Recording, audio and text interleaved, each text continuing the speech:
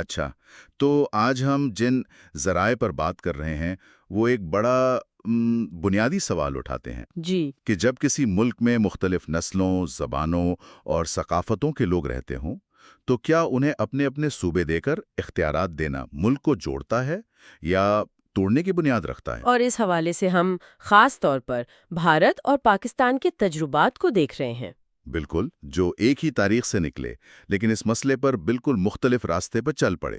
تو آج کی اس گفتگو کا مقصد یہی سمجھنا ہے کہ ان دونوں ممالک کی تاریخ ہمیں کیا سکھاتی ہے۔ کہ ایک متنوع معاشرے کو چلانے کا بہترین طریقہ کیا ہو سکتا ہے؟ اور دیکھیں، یہ سوال آج بھی اتنا ہی اہم ہے جتنا 1947 میں تھا، صحیح۔ کیونکہ وفاقیت یعنی اختیارات کی تقسیم کو اکثر نسلی تنازعات کا ایک جادوئی حل سمجھا جاتا ہے۔ لیکن یہ ایک خطرناک کھیل بھی ہو سکتا ہے، جیسا کہ ذرائع میں ابھی واضح کیا گیا ہے۔ بالکل، کسی دروغ کو اپنا صوبہ دیلا انہیں علیحدگی کی طرف بھی دھکیل سکتا ہے۔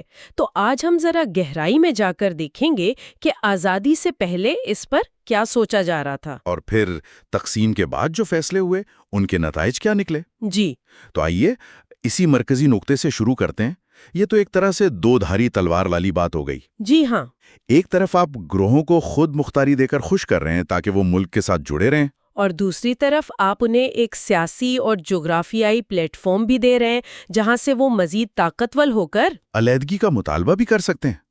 یہ بہت بڑا رسک ہے۔ یہ بہت بڑا رسک ہے، اس سے کوئی انکار نہیں کر سکتا، لیکن ذرائع یہ بھی کہتے ہیں کہ اس رسک سے ڈر کر کچھ نہ کرنا وہ اس سے بھی بڑا خطرہ ثابت ہو سکتا ہے۔ اچھا، وہ دنیا کی کئی مثالیں دیتے ہیں، سوئٹزرلینڈ، کینیڈا، یہاں تک کہ بھارت، جہاں مختلف گروہوں کو خود مختاری دے کر ایک مضبوط ملک بنایا گیا۔ تو 1971 میں پاکستان کا ٹوٹنا وہ ایک استثناء ہے؟ وہ ناکامی کی ایک مثال ضرور ہے، لیکن یہ کہانی کا صرف ایک رخ ہے۔ اصل بات یہ ہے کہ وفاق کا ڈیزائن کیسا ہے۔ ڈیزائن؟ جی، کامیابی یا ناکامی کا انحصار اس پر نہیں کہ صوبے بنائے گئے یا نہیں، بلکہ اس پر ہے کہ وہ بنائے کیسے گئے، انہیں اختیارات کیسے دیے گئے۔ اور کیا تمام گروہوں کو یہ احساس دلایا گیا ہے کہ وہ ملک کے برابر کے شریک ہیں؟ بالکل۔ تو جب آپ ڈیزائن کی بات کرتی ہیں تو اس کا اصل مطلب کیا ہے؟ کیا یہ صرف نقشے پر لکیریں کھینچنے کی بات ہے؟ نہیں، یہ اس سے کہیں زیادہ ہے۔ ذرائع میں 3 اہم چیزوں کا ذکر ہے۔ ایک تو یہ کہ مرکز کتنا مضبوط ہے اور صوبوں کے پاس کتنے اختیارات ہیں۔ ٹھیک ہے۔ دوسری بات، صوبائی اکائیوں کی تعداد اور ساخت کیا ہے، یعنی کیا 2 بڑے صوبے ہیں جو ہمیشہ آپس میں لڑتے رہتے ہیں یا بہت سے چھوٹے صوبے ہیں۔ اور تیسرا؟ اور تیسرا ایک بہت دلچسپ تصور ہے، کنسوسیشنزم۔ کنسوشیشنزم؟ یہ سننے میں تھوڑا مشکل لگتا ہے۔ لیکن اس کا بنیادی خیال بس اتنا ہے کہ اختیارات کو بانٹ لیا جائے، اقلیتوں کو کچھ معاملات پر ویٹو کا حق دیا جائے اور بڑی ملازمتوں میں ہر گروہ کو حصہ دیا جائے۔ اچھا، تاکہ کوئی بھی گروہ یہ محسوس نہ کرے کہ وہ اس نظام سے باہر ہے۔ بالکل صحیح۔ ٹھیک ہے، تو اس ڈیزائن کی جڑیں تو تاریخ میں ہوں گی۔ آئیے ذرا وقت میں پیچھے چلتے ہیں۔ آزادی سے پہلے کیا ہو رہا تھا؟ ذرائع کے مطابق یہ بات بڑی دلچسپ ہے کہ برطانوی ہندوستان میں صوبائی خود مختاری کوئی نئی چیز نہیں تھی۔ جی نہیں، بالکل نہیں۔ مغلوں اور انگریزوں دونوں نے یہ نظام استعمال کیا۔ اس کے پیچھے کیا منطق تھی؟ اس کے پیچھے کی منطق خالصتاً عملی تھی۔ آپ سوچیں، اتنا بڑا اور متنوع برصغیر، اسے دہلی یا کلکتہ میں بیٹھ کر براہ راست چلانا ناممکن تھا۔ صحیح۔ مغلوں نے صوبے بنائے تاکہ وہ مؤثر طریقے سے ٹیکس اکٹھا کر سکیں اور امن و امان قائم رکھ سکیں۔ ان کا مقصد مرکز کو مضبوط کرنا تھا، اختیارات بانٹنا نہیں۔ اور انگریزوں نے بھی یہی ماڈل اپنایا۔ طاقت، فوج، خارجہ پالیسی اور خزانہ محفوظ رہے۔ تو یہ کوئی جمہوری اصول نہیں تھا، بلکہ حکومت چلانے کا ایک طریقہ تھا۔ بالکل۔ لیکن جب آزادی کی تحریک نے زور پکڑا تو یہ عملی ضرورت ایک نظریاتی بحث میں بدل گئی۔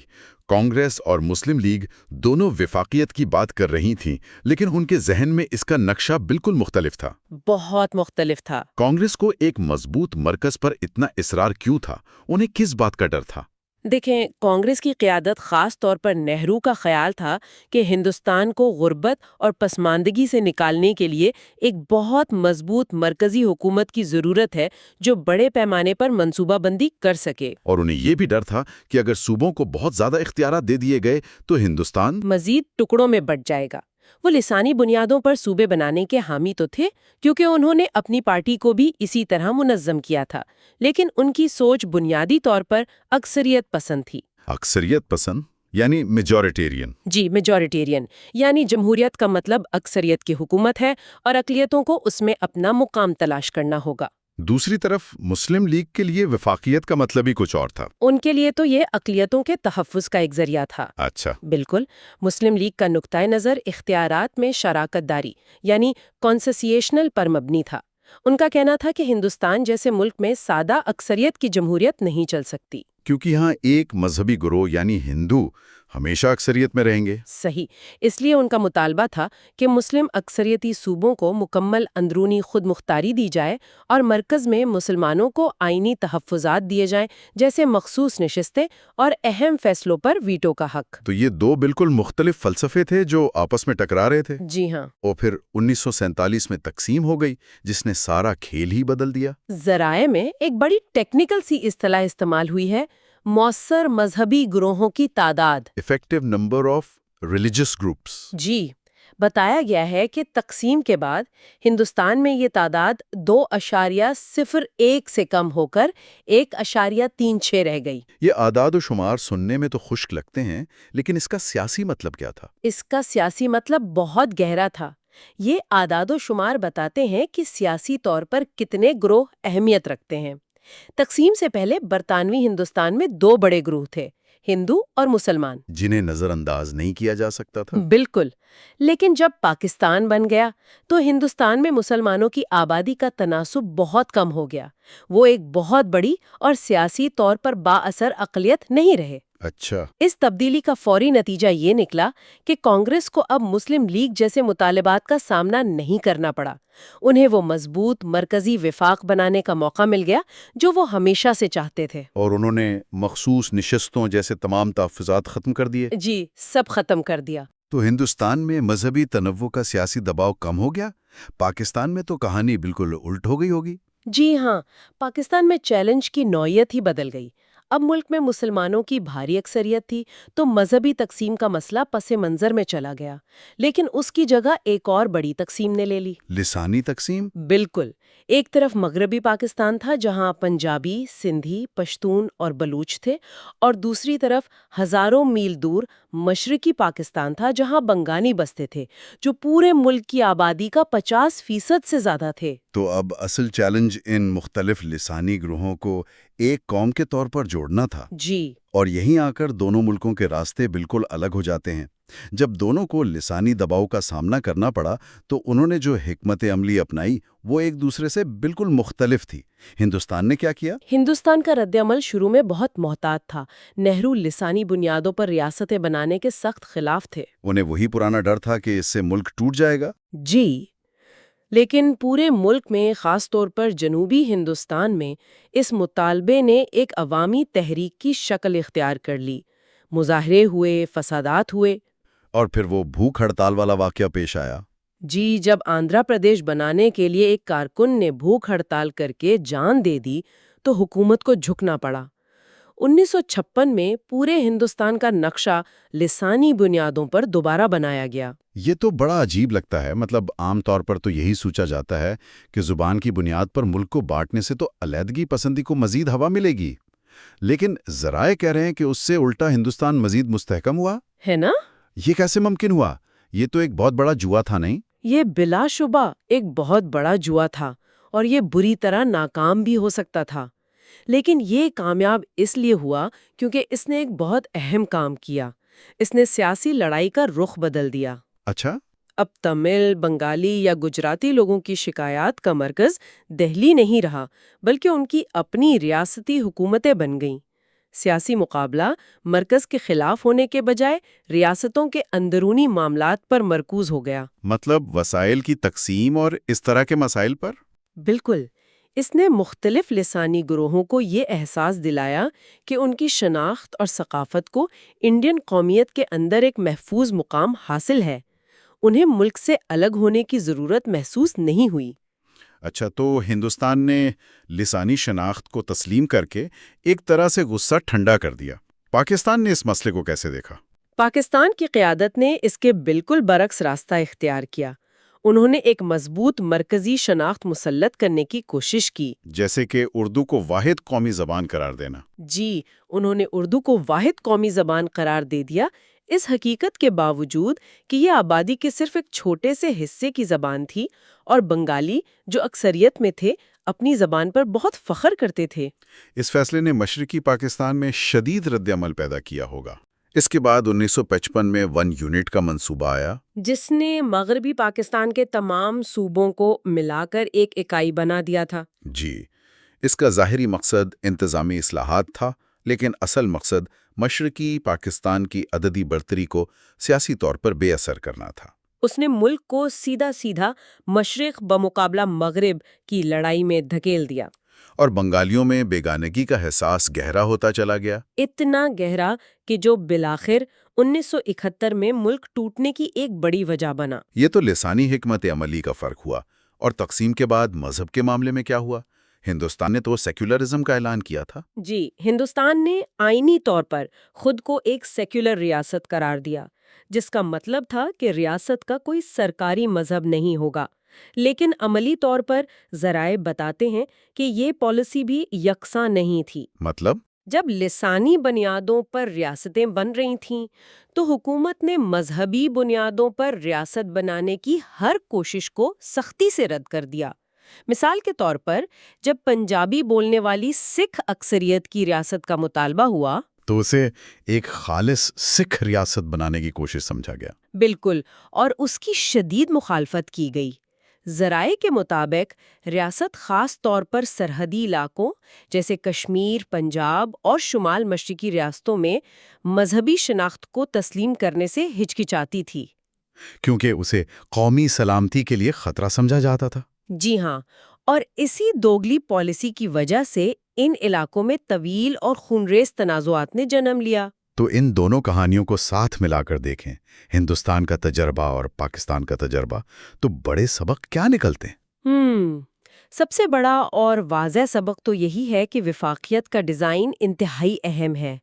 ہندوستان میں لسانی گروہوں کو ان کی شناخت کی بنیاد پر تسلیم کرنا ملک کو جوڑنے کا باعث بنا، جبکہ پاکستان میں بنگالی شناخت کو دبانے اور اختیارات سے انکار کرنے کا نتیجہ علیحدگی کی صورت میں نکلا۔ بالکل، اس سے یہ ظاہر ہوتا ہے کہ گروہوں کو ان کی شناخت سے محروم کرنا انہیں آپ سے مزید دور کر دیتا ہے۔ اور صوبوں کی تعداد کے بارے میں بھی ایک دلچسپ بات ہے جو ذرائع میں بیان کی گئی ہے۔ کہا گیا ہے کہ زیادہ اکائیاں ہونا کم اکائیوں سے بہتر ہے۔ جی ہاں، یہ بہت اہم نکتہ ہے۔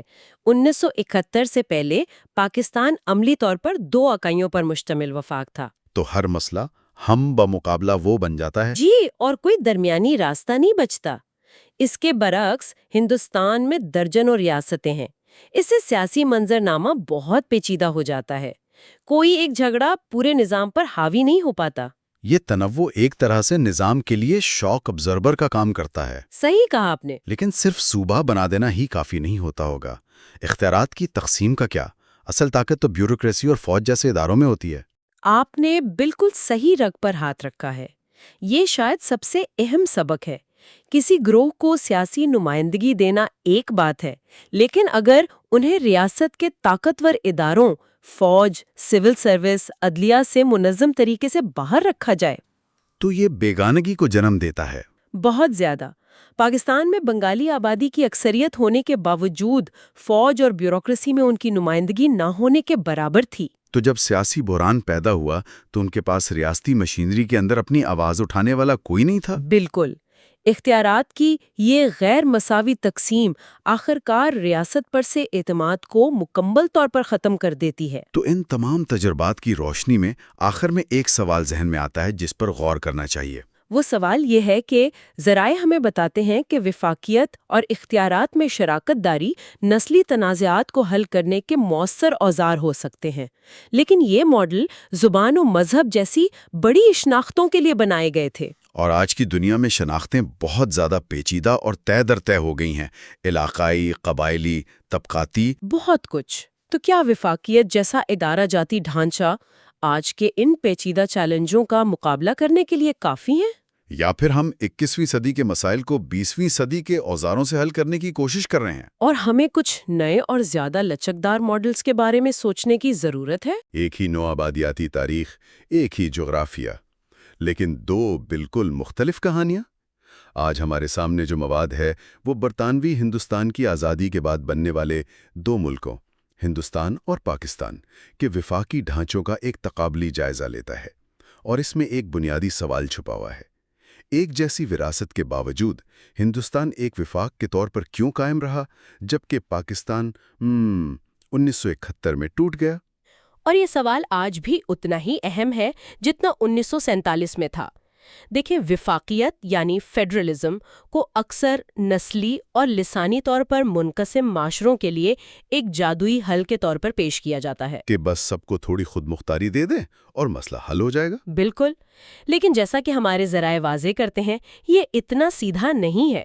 اصل سوال یہ ہے کہ وفاق کا ڈیزائن کیسا ہو، مرکز کتنا مضبوط ہو، صوبوں کی سرحدیں کیسے کھینچی جائیں، اور اختیارات کی تقسیم کیسے ہو۔ جی، انہی تفصیلات میں کامیابی اور ناکامی کی داستان چھپی ہے۔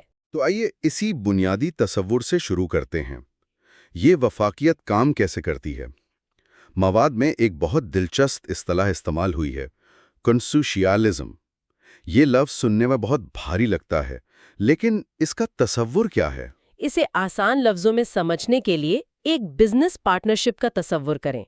فرض کریں 4 دوست مل کر ایک کمپنی شروع کرتے ہیں۔ میجورٹیرین یا اکثریتی نظام میں اگر کسی ایک پارٹنر کے پاس 51% شیئرز ہوں تو وہ باقی تینوں کی رائے کو نظر انداز کر کے کوئی بھی فیصلہ کر سکتا ہے۔ اچھا۔ لیکن کنسوشیالن نظام ایک ایسی پارٹنرشپ کی طرح ہے جہاں ہر بڑے پارٹنر کے پاس ویٹو کا اختیار ہوتا ہے۔ یعنی کوئی بھی اہم فیصلہ سب کی رضامندی کے بغیر نہیں ہو سکتا؟ بالکل، چاہے کسی کے پاس شیئرز زیادہ ہی کیوں نہ ہوں۔ ہر گروہ کو تحفظ کا احساس ہوتا ہے کہ ان کے بنیادی مفادات کو پامال نہیں کیا جائے گا۔ اچھا، تو یہ صرف علاقائی خود مختاری نہیں بلکہ مرکز میں اقتدار کی حقیقی شراکت داری ہے۔ یعنی مسلم لیگ آزادی سے پہلے ہندوستان کے لیے یہی پارٹنرشپ والا ماڈل چاہتی تھی؟ بالکل یہی۔ مسلم لیگ کا خوف یہی تھا کہ ایک اکثریتی نظام میں جہاں ہندو آبادی کی اکثریت میں ہوں گے، مسلمانوں کے سیاسی، معاشی اور ثقافتی حقوق ہمیشہ خطرے میں رہیں گے۔ تو وہ ایک مضبوط صوبائی خود مختاری چاہتے تھے۔ جی، اور مرکز میں ویٹو پاور جیسے۔ دوسری طرف کانگریس کا موقف تھا کہ ایک مضبوط مرکز ہی ہندوستان کے اتحاد کو برقرار رکھ سکتا ہے، اور وہ اسے کسی بھی قسم کی ویٹو پاور دے کر کمزور نہیں کرنا چاہتے تھے۔ اور پھر تقسیم ہو گئے، جس نے طاقت کا سارا کھیل ہی بدل دیا۔ یہاں ایک اور تصور سامنے آتا ہے جو مجھے بہت دلچسپ لگا، جسے NREL کہا گیا ہے، یعنی مؤثر مذہبی گروہوں کی تعداد۔ یہ کیا چیز ہے؟ جی، یہ ایک بہت اہم نقطہ ہے۔ یہ فارمولا ہمیں بتاتا ہے کہ کسی ملک میں کتنے گروہ حقیقی سیاسی اثر و رسوخ رکھتے ہیں۔ تقسیم سے پہلے متحدہ ہندوستان کا NREL سکور 2.01 تھا۔ اس کا مطلب یہ تھا کہ سیاسی بساط پر 2 بڑے کھلاڑی تھے، ہندو اور مسلمان۔ آبادی کم ہونے کے باوجود؟ جی، مسلمانوں کی آبادی کم تھی، لیکن ان کا سیاسی وزن اتنا تھا کہ انہیں نظر انداز کر کے کوئی بھی آئینی فارمولا نہیں بن سکتا تھا۔ ان کے پاس ایک مؤثر ویٹو پاور تھی۔ تو اس کا مطلب ہے کہ تقسیم نے صرف جغرافیائی نقشے ہی نہیں بدلے بلکہ دونوں ملکوں کے اندر طاقت کا پورا ریاضی ہی بدل دیا۔ بالکل یہی ہوا۔ تقسیم کے بعد ہندوستان میں مسلمانوں کی آبادی گھٹ کر صرف 10% رہ گئی، اور ان کا NREL سکور گر کر 1.36 پر آ گیا۔ بہت بڑی تبدیلی۔ جی، اس کا مطلب یہ تھا کہ کانگریس پر اب وہ سیاسی دباؤ نہیں رہا جو پہلے تھا۔ اب وہ ایک ایسا آئین بنا سکتے تھے جو ان کے مضبوط مرکز کے نظریے کے مطابق ہو۔ کیونکہ اب کوئی دوسرا بڑا کھلاڑی اسے چیلنج کرنے کے لیے موجود نہیں تھا۔ صحیح۔ اور دوسری طرف پاکستان میں بھی انرل سکور 1.33 ہو گیا کیونکہ وہاں 86% آبادی مسلمان تھی۔ ایک طرح سے مذہبی شناخت کا مسئلہ حل ہو گیا تھا۔ لیکن اس نے ایک نئے مسئلے کو جنم دے دیا۔ بالکل، ایک نیا اور شاید اس سے بھی زیادہ پیچیدہ مسئلہ، لسانی اور نسلی شناخت کا سوال، جو اب تک مذہبی اتحاد کے نعرے کے پیچھے چھپا ہوا تھا۔ تو آئیے پہلے ہندوستان کی کہانی دیکھتے ہیں۔ ان کے سامنے اب یہ چیلنج تھا کہ اتنے بڑے اور متنوع ملک کو کیسے جوڑا جائے، خاص طور پر جب زبان کی بنیاد پر الگ ریاستوں کا مطالبہ زور پکڑ رہا تھا۔ مجھے یہ جان کر حیرت ہوئی کہ کانگریس، جو آزادی سے پہلے لسانی ریاستوں کی حامی تھی، آزادی کے بعد اس سے پیچھے ہٹ گئی۔ ایسا کیوں ہوا؟ اس کے پیچھے ایک گہرا خوف تھا۔ دیکھیں، تقسیم کے زخم ابھی تازہ تھے۔ قیادت کو ڈر تھا کہ اگر زبان کی بنیاد پر ریاستیں بنائی گئیں تو یہ لسانی قوم پرستی کو ہوا دے گا اور ملک مزید ٹکڑوں میں بٹ جائے گا۔ اچھا، تو وہ اتحاد کو تنوع پر ترجیح دے رہے تھے۔ جی بالکل، ان کا خیال تھا کہ ایک مضبوط مرکزی شناخت ہی ملک کو جوڑ کر رکھ سکتی ہے۔ اسی لیے ابتدائی آئین میں اس مطالبے کو رد کر دیا گیا۔ لیکن یہ دباؤ تو ختم نہیں ہوا، خاص طور پر جنوب میں۔ مواد میں 1953 میں آندھرا پردیش کے قیام کا ذکر ہے، جو ایک طویل اور پرتشدد تحریک کے بعد ہوا۔ کیا یہ ایک ٹرننگ پوائنٹ تھا؟ یہ فیصلہ کن موڑ تھا۔ جب پوٹی شری رامولو کی بھوک ہڑتال سے موت کے بعد پرتشدد مظاہرے پھوٹ پڑے تو نہرو حکومت کو گھٹنے ٹیکنے پڑے۔ انہیں وہ ریاست بنانی پڑی؟ جی، انہیں تیلگو بولنے والوں کے لیے آندھرا پردیش کی ریاست بنانی پڑی۔ اس واقعے نے یہ ثابت کر دیا کہ لسانی شناخت کے جذبے کو صرف دبا کر ختم نہیں کیا جا سکتا۔ اس کے بعد ہی ریاستوں کی تنظیم نو کمیشن یعنی SRC بنائی گئی۔ اور اس کے نتائج کیا نکلے؟ کیا اس سے علیحدگی پسندی کا خطرہ نہیں بڑھ گیا؟ مطلب یہ ڈر تو ضرور رہا ہوگا کہ آج ریاست مانگ رہے ہیں، کل ملک مانگیں گے۔ یہ ڈر بالکل حقیقی تھا، لیکن ہوا اس کے برعکس۔ اچھا، اعداد و شمار حیران کن ہے۔ جیسے ہی لسانی ریاستیں بنی، لسانی بنیادوں پر ہونے والے فساد اور تحریکوں میں ڈرامائی کمی آ گئی۔ یہ تو بہت دلچسپ ہے۔ جی، گویا جب لوگوں کو یہ ضمانت مل گئی کہ ان کی زبان اور ثقافت محفوظ ہے اور اسے ریاستی سرپرستی حاصل ہے، تو ان کی بے چینی ختم ہو گئی۔ اور اس نے ایک اور دلچسپ کام کیا۔ جب زبان کا مسئلہ حل ہو گیا تو سیاست کے لیے نئی راہیں کھلیں۔ اب لوگ ذات، طبقے اور علاقائی ترقی جیسے مسائل پر متحرک ہونے لگے، جس نے بھارتی سیاست کو مزید متنوع بنا دیا۔ لیکن یہ ماڈل ہر جگہ کامیاب نہیں ہوا۔ ذرائع بتاتے ہیں کہ جہاں معاملہ مذہبی اقلیتوں کا تھا، خاص طور پر کشمیر، پنجاب اور شمال مشرقی ریاستوں میں، وہاں مرکز کا رویہ اتنا لچکدار نہیں تھا۔ جی، یہ ہندوستان کے وفاقی نظام کی ایک اہم کمزوری کو ظاہر کرتا ہے۔ ان غیر ہندو اکثریتی اور سرحدی ریاستوں میں مرکز نے خود مختاری دینے کے بجائے اکثر طاقت کا استعمال کیا۔ پریزیڈنٹ رول کا نفاذ، یعنی صوبائی حکومت کو برطرف کر کے براہ راست وفاقی کنٹرول قائم کرنا۔ بالکل، وہ ان ریاستوں میں باقی ہندوستان کی نسبت کہیں زیادہ استعمال کیا گیا۔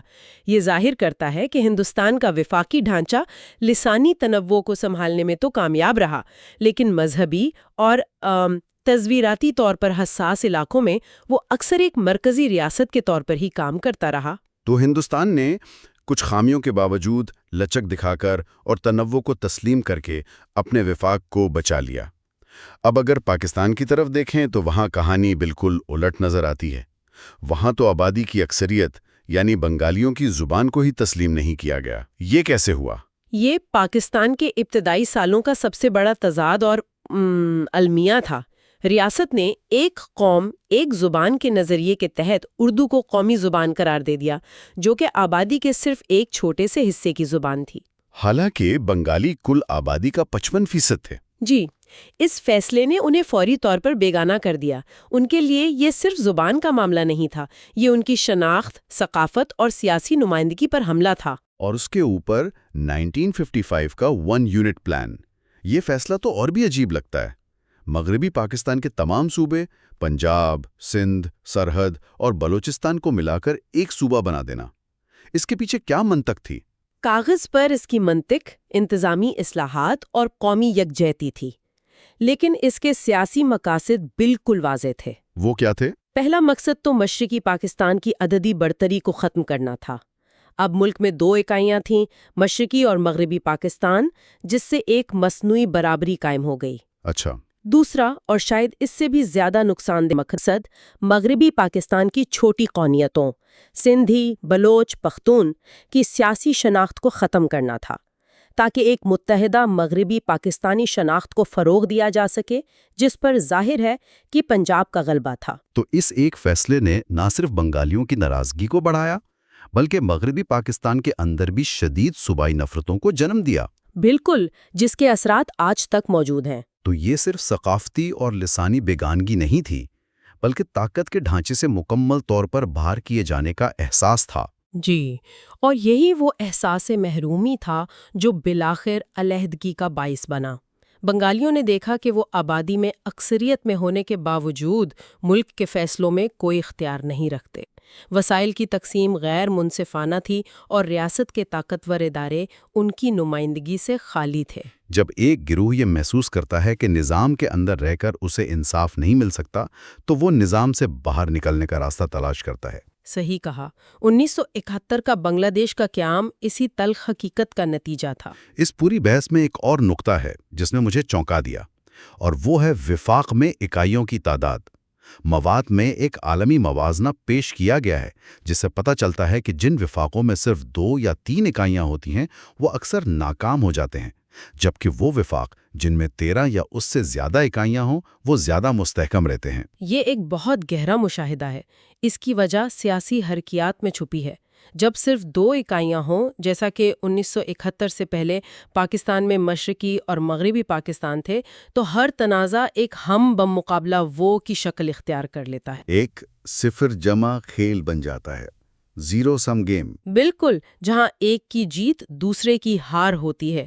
لیکن جب آپ کے پاس بہت سی اکائیاں ہوں، جیسے آج ہندوستان میں 28 ریاستیں ہیں، تو سیاسی منظرنامہ بہت زیادہ سیال ہو جاتا ہے۔ یعنی کوئی مستقل دشمن یا دوست نہیں ہوتا۔ بالکل، آج ایک معاملے پر پنجاب اور تامل ناڈو کا اتحاد ہو سکتا ہے، اور کل کسی دوسرے معاملے پر پنجاب کا اتحاد بنگال اور گجرات کے ساتھ ہو سکتا ہے۔ اچھا۔ یہ بدلتے ہوئے اتحاد مرکز اور صوبوں کے درمیان تنازعات کو کسی ایک گہری اور مستقل دراڑ میں تبدیل ہونے سے روکتے ہیں۔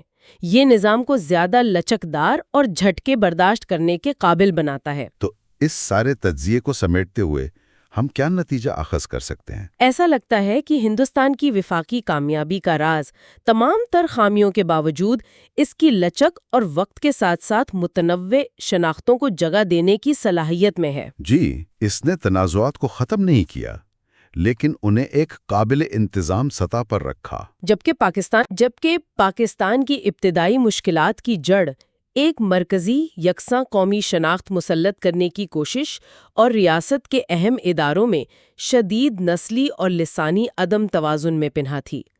اس نے ایسی علاقائی شکایات کو جنم دیا جو پہلے بنگلہ دیش کی علیحدگی کا باعث بنے اور آج بھی ملک کے دیگر حصوں میں چیلنج کے طور پر موجود ہیں۔ تو سبق یہ ہے کہ صرف آئین میں خود مختاری دے دینا کافی نہیں؟ بالکل نہیں۔ تمام گروہوں کو طاقت کے مرکزی ڈھانچے میں حقیقی نمائندگی اور تحفظ کا احساس دلانا بھی ناگزیر ہے۔ اور یہ ہمیں ایک حتمی سوچ پر چھوڑ جاتا ہے، کیا کسی ریاست کو متحد رکھنے کے لیے ایک مضبوط مرکزی قومی شناخت زیادہ اہم ہے جو تمام چھوٹی شناختوں کو اپنے اندر ضم کر لے، یا پھر متنوع علاقائی، لسانی اور نسلی شناختوں کو مکمل خود مختاری اور اظہار کا موقع دینا زیادہ ضروری ہے، چاہے اس سے قومی اتحاد کمزوری کیوں نہ نظر آئے؟ برے صغیر کی تاریخ بتاتی ہے کہ شاید اصل کامیابی ان دونوں انتہاؤں کے درمیان ایک نازک توازن تلاش کرنے میں ہی ہے۔ آج ہم ایک بہت پیچیدہ سوال پر بات کر رہے ہیں۔ ایک ایسا ملک جو زبانوں، مذہبوں، نسلوں، ایک پوری کہکشاں ہو، وہ خود کو جوڑ کر کیسے رکھتا ہے؟ اور اس سے بھی بڑا سوال یہ کہ ایک ہی تاریخی پس منظر سے نکلنے والے 2 ملک، ہندوستان اور پاکستان، جب وفاقیت یعنی فیڈرلزم کے راستے پر چلے تو ایک کامیاب کیوں ہوا اور دوسرا 1971 میں ٹوٹ کیوں گیا؟ بالکل. اور اس کا جواب، جو کہ بہت دلچسپ ہے، وہ کسی عظیم فلسفے میں نہیں بلکہ آئین سازی کے ان فیصلوں میں چھپا ہے جو آزادی کے فوراً بعد لیے گئے. اچھا. ہمارے ہاتھ جو تحقیق لگی ہے وہ بتاتی ہے کہ ملکوں کا مستقبل اس بات پر طے ہوتا ہے کہ وہ اپنے صوبے کیسے بناتے ہیں، زبانوں کو کیسے اپناتے ہیں اور اقلیتوں سے کیا سلوک کرتے ہیں. یعنی یہ انسٹیٹیوشنل ڈیزائن ہی اصل کہانی ہے. بالکل وہی. تو آج ہماری کوشش یہی سمجھنا ہے کہ تقسیم سے پہلے کی سیاسی بحثوں نے ہندوستان اور پاکستان کے آئینی راستوں کو کیسے الگ الگ شکل دی اور ان فیصلوں کے نتائج آج بھی ہمارے لیے اتنے اہم کیوں ہیں. آئیے اس کی گہرائی میں اترتے ہیں. تو کہانی تقسیم سے بہت پہلے شروع ہوتی ہے. جی. یہ خیال کوئی نیا نہیں تھا کہ ہندوستان جیسے وسیع و عریض ملک کو ایک مرکزی حکومت نہیں چلا سکتی. صحیح. مغلیہ دور میں بھی اکبر نے صوبوں کا نظام اسی لیے بنایا تھا اور انگریزوں نے بھی صوبائی خود مختاری کو ایک حکمت عملی کے طور پر استعمال کیا. بالکل. لیکن اصل کشمکش آزادی کی تحریک کے دوران شروع ہوئی. یہاں ایک اہم نقطہ یہ ہے کہ کانگریس اور مسلم لیگ دونوں ہی وفاقی نظام پر متفق تھیں. اچھا، دونوں متفق تھے؟ جی، متفق تھے. اختلاف اس بات پر تھا کہ وہ وفاقی نظام کیسا ہو. ان کے مقاصد ایک دوسرے سے بالکل مختلف تھے. اچھا، تو دونوں فیڈرلزم کا لفظ استعمال کر رہے تھے لیکن ان کے ذہن میں تصویریں الگ الگ تھیں. بالکل. یہ تو ایسا ہے جیسے دو لوگ گھر بنانے پر متفق ہوں لیکن ایک محل کا سوچ رہا ہو اور دوسرا ایک کمیونٹی سینٹر کا. بہترین مثال ہے. کانگریس ایک اکثریتی وفاق یا میجورٹیرین فیڈریشن چاہتی تھی. ان کا تصور ایک متحدہ ہندوستانی قوم کا تھا جس کی قیادت ایک مضبوط مرکزی حکومت کرے. مطلب حتمی فیصلہ مرکز کا ہی ہو. جی. ان کے خیال میں صوبوں کو کچھ اختیارات تو ملنے چاہیے لیکن آخری بات مرکز کی ہی ہو. یہ ایک طرح سے اوپر سے نیچے آنے والا نظام تھا. اور مسلم لیگ؟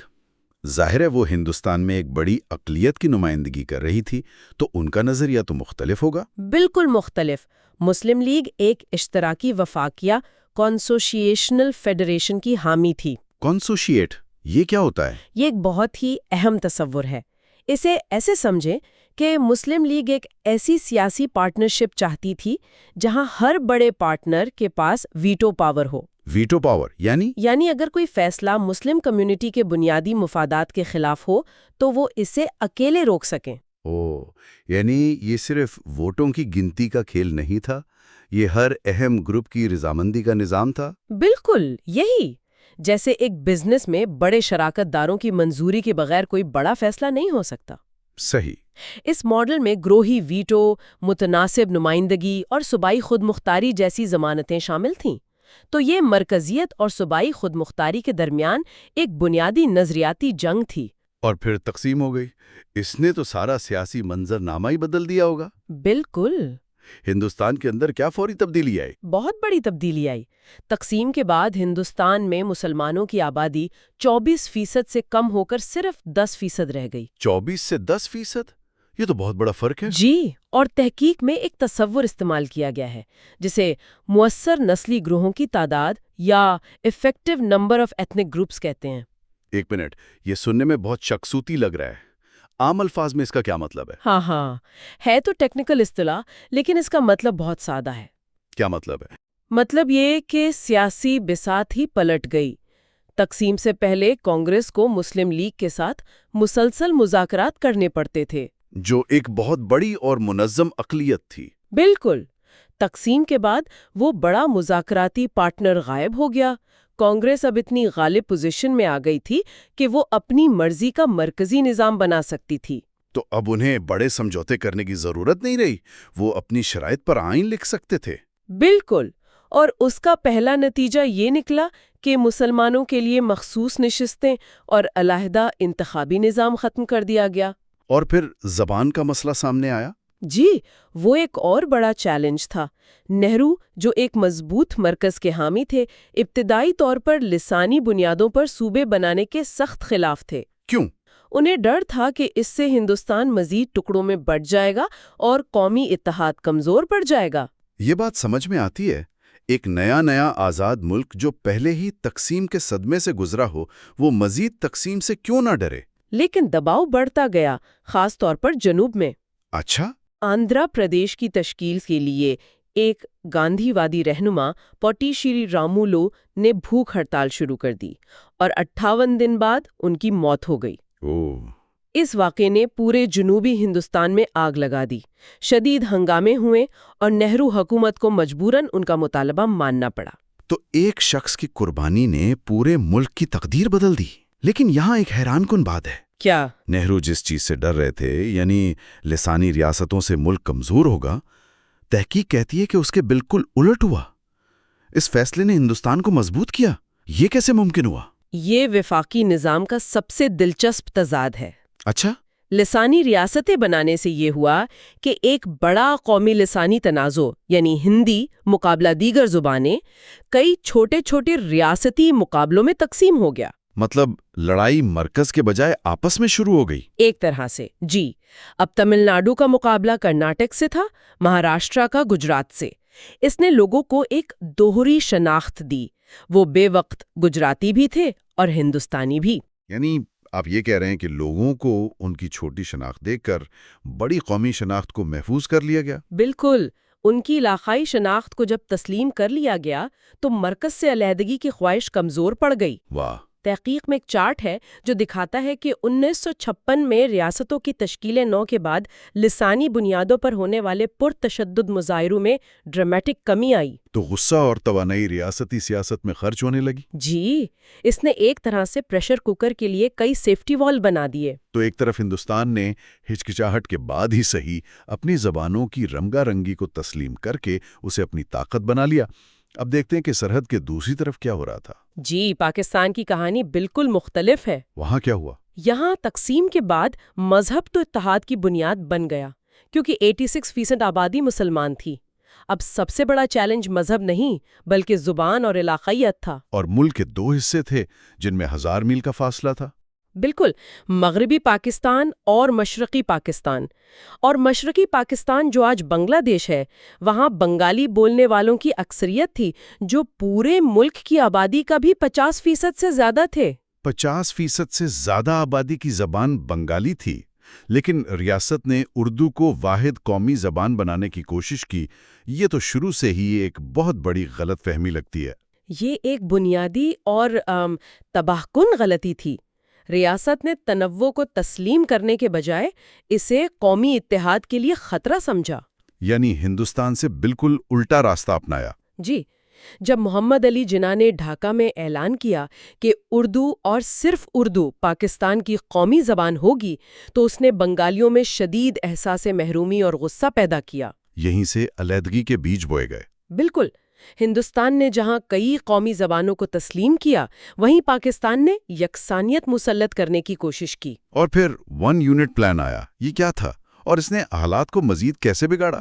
1955 میں حکومت نے مغربی پاکستان کے 4 صوبوں پنجاب، سندھ، بلوچستان اور سرحد کو ملا کر ایک اکائی بنا دیا، جسے مغربی پاکستان کا نام دیا گیا۔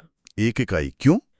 اس کا ظاہری مقصد تو مشرقی اور مغربی پاکستان کے درمیان برابری قائم کرنا تھا، یعنی 2 یونٹ 2 ووٹ۔ لیکن اس کے پیچھے کی سیاست بہت گہری تھی۔ اچھا۔ اگر آپ اس وقت ایک سندھی یا بلوچ قوم پرست ہوتے تو آپ کے لیے یہ ایسا تھا جیسے آپ کی ہزاروں سال پرانی شناخت کو ایک ہی حکم سے مٹا کر مغربی پاکستانی بنا دیا گیا ہو۔ اور اس نئی شناخت پر بھی پنجاب کا غلبہ ہو؟ بالکل، یہ صرف ایک انتظامی تبدیلی نہیں تھی، یہ شناخت پر حملہ تھا۔ اس نے سندھیوں، بلوچوں اور پشتونوں کے اندر یہ تاثر گہرا کر دیا کہ یہ سب پنجاب کے غلبے کو یقینی بنانے کے لیے کیا جا رہا ہے۔ لیکن اس سے بھی بڑا مسئلہ تو بنگالیوں کا تھا۔ جی، اس سے بھی بڑا مسئلہ یہ تھا کہ بنگالیوں کو، جو ملک کی اکثریت تھے، اقتدار کے حقیقی مراکز سے مکمل طور پر باہر رکھا گیا۔ حقیقی مراکز سے آپ کی کیا مراد ہے؟ فوج اور بیوروکریسی۔ جی، فوج اور سول بیوروکریسی جو پاکستان میں ہمیشہ سے طاقت کا سرچشمہ رہی ہیں، ان پر پنجابیوں اور کچھ حد تک پشتونوں کا غلبہ تھا۔ بنگالیوں کی نمائندگی نہ ہونے کے برابر تھی۔ تو یہ صرف ثقافتی مسئلہ نہیں رہا؟ نہیں، یہ معاشی اور سیاسی محرومی کا بھی سوال بن گیا۔ بنگالی محسوس کرتے تھے کہ وہ اپنی ہی کالونی بن گئے ہیں، جہاں سے وسائل مغربی پاکستان منتقل ہو رہے ہیں۔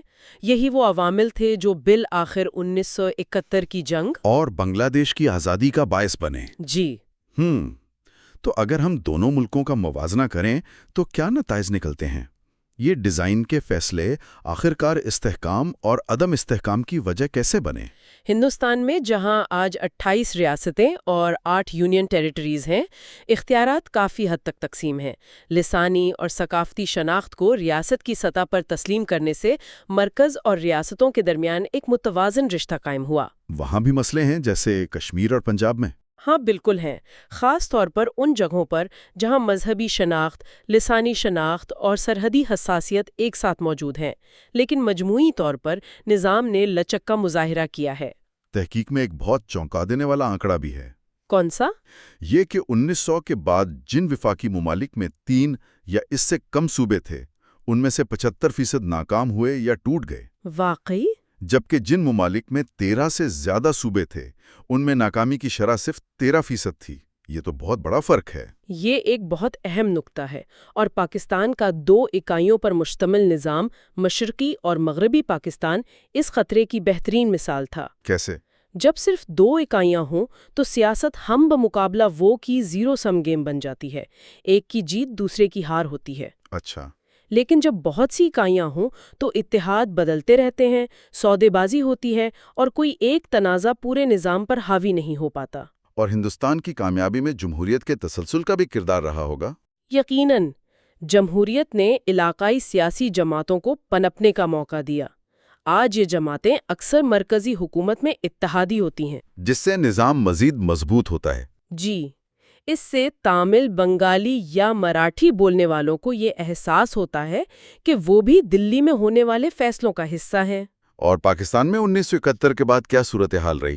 کیا باقی ماندہ پاکستان میں وفاقی توازن بہتر ہوا؟ 1971 کے بعد 1 یونٹ تو ختم ہو گیا اور 4 صوبے بحال ہو گئے، لیکن بنیادی ڈھانچہ جاتی مسئلہ برقرار رہا۔ وہ کیا؟ ایک صوبہ پنجاب آبادی کے لحاظ سے باقی تینوں صوبوں سے بڑا ہے۔ اس کا مطلب ہے کہ قومی اسمبلی میں بھی اس کی نشستیں سب سے زیادہ ہیں۔ تو چھوٹے صوبوں میں وہی احساس محرومی رہا؟ جی، یہ عدم توازن آج بھی پاکستان کی وفاقی سیاست کے سب سے بڑے اور حل طلب مسائل میں سے ایک ہے۔ آج کی اس پوری گفتگو سے جو بات میرے ذہن میں بیٹھ گئی ہے وہ یہ ہے کہ کسی ملک کا آئینی ڈھانچہ صرف کاغذ پر لکھی چند سطریں نہیں ہوتی، یہ اس ملک کے مستقبل کا نقشہ ہوتا ہے۔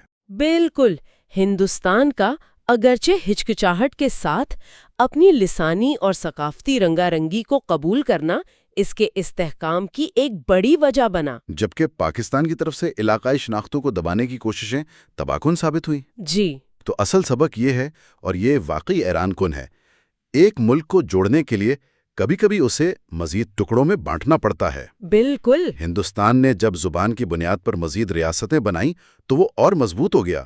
پاکستان نے جب اپنے 2 بڑے ٹکڑوں کو زبردستی ایک نظریے سے جوڑنے کی کوشش کی تو وہ ٹوٹ گیا۔ یہ وفاقی نظام کا سب سے بڑا تضاد ہے، اور یہ تاریخی سبق آج کے دور میں بھی بہت اہم ہے۔ بہت اہم۔ یہ ہمیں سوچنے پر مجبور کرتا ہے کہ دنیا بھر میں جہاں بھی رہنما زمینی حقائق اور تنوع کو تسلیم کرنے کے بجائے قومی اتحاد کا ایک سخت، مرکزی اور یک رنگا تصور مسلط کرتے ہیں، تو کیا وہ واقعی ملک کو مضبوط کر رہے ہوتے ہیں یا نادانستہ طور پر اس کے مستقبل میں ٹوٹ پھوٹ کے بیج بو رہے ہوتے ہیں؟ یہ ایک ایسا سوال ہے جو ہر متنوع معاشرے کو خود سے پوچھنا چاہیے۔ آج ہم ایک بہت بڑے اور شاید بہت پیچیدہ سوال کا گہرائی سے جائزہ لے رہے ہیں۔ سوال یہ ہے کہ 1947 میں ایک ہی نو آبادیاتی ورثے سے آزاد ہونے کے باوجود ہندوستان کا وفاقی نظام پاکستان کے مقابلے میں زیادہ مستحکم کیوں رہا؟ جی، اور یہ سوال آج بھی اتنا ہی اہم ہے جتنا 70 سال پہلے تھا۔ ہمارے پاس جو ذرائع ہیں وہ اس کی وجہ صرف جمہوریت بمقابلہ آمریت میں نہیں ڈھونڈتے۔ تو پھر کہاں ڈھونڈتے ہیں؟ وہ اس سے کہیں زیادہ گہری بات کرتے ہیں، یعنی ریاست کی بنیادوں میں، اس کے بنیادی ڈھانچے کے ڈیزائن میں۔ اچھا۔ بالکل۔ مرکزی خیال یہ ہے کہ دونوں ملکوں نے اپنی قومی شناخت بنانے اور اپنے اندر موجود نسلی اور لسانی گروہوں کو منظم کرنے کے لیے جو راستے چنے وہ بالکل مختلف تھے، اور یہی فرق ان کی قسمت کا فیصلہ کرنے میں سب سے اہم ثابت ہوا۔ تو یہ صرف سیاست کا نہیں بلکہ ایک طرح سے ریاست کی انجینئرنگ کا معاملہ ہے۔ بالکل، ریاست کی انجینئرنگ کا۔ تو آئیے پھر اسی انجینئرنگ کی بنیادوں سے شروع کرتے ہیں۔ عام طور پر تو یہی سمجھا جاتا ہے کہ یہ صوبائی خود مختاری یعنی وفاقیت کا تصور یہ انگریزوں کی دین ہے۔ جی، لیکن ہمارے ذرائع کہتے ہیں کہ یہ جڑیں اس سے بھی بہت پرانی ہیں، جو مغل دور تک جاتی ہیں۔ اچھا، مغل دور تک؟ جی ہاں، یہ بہت اہم نقطہ ہے۔ دیکھیں، مغلوں نے اتنی بڑی سلطنت کو چلانے کے لیے صوبوں کا ایک باقاعدہ نظام بنایا تھا، جسے صوبہ کہتے تھے۔ اکبر کے دور میں یہ نظام اپنے عروج پر تھا۔ ہر صوبے کا ایک گورنر یا صوبیدار ہوتا تھا، جو براہ راست شہنشاہ کو جواب دہ تھا۔ لیکن یہ صرف انتظامی تقسیم نہیں تھی۔ مطلب ہر صوبے میں مرکزی حکومت کی طرح اپنا مالیات، اپنی فوج اور اپنا انصاف کا نظام موجود تھا۔ مقصد صرف ٹیکس اکٹھا کرنا نہیں تھا، بلکہ مقامی سطح پر حکمرانی کو مؤثر بنانا تھا۔ تو یہ کہنا غلط نہ ہوگا کہ برے صغیر کے لوگوں کے لیے یہ علاقائی شناخت اور ایک حد تک خود مختاری کا تصور کوئی نیا نہیں تھا؟ بالکل نہیں، بالکل بھی نہیں۔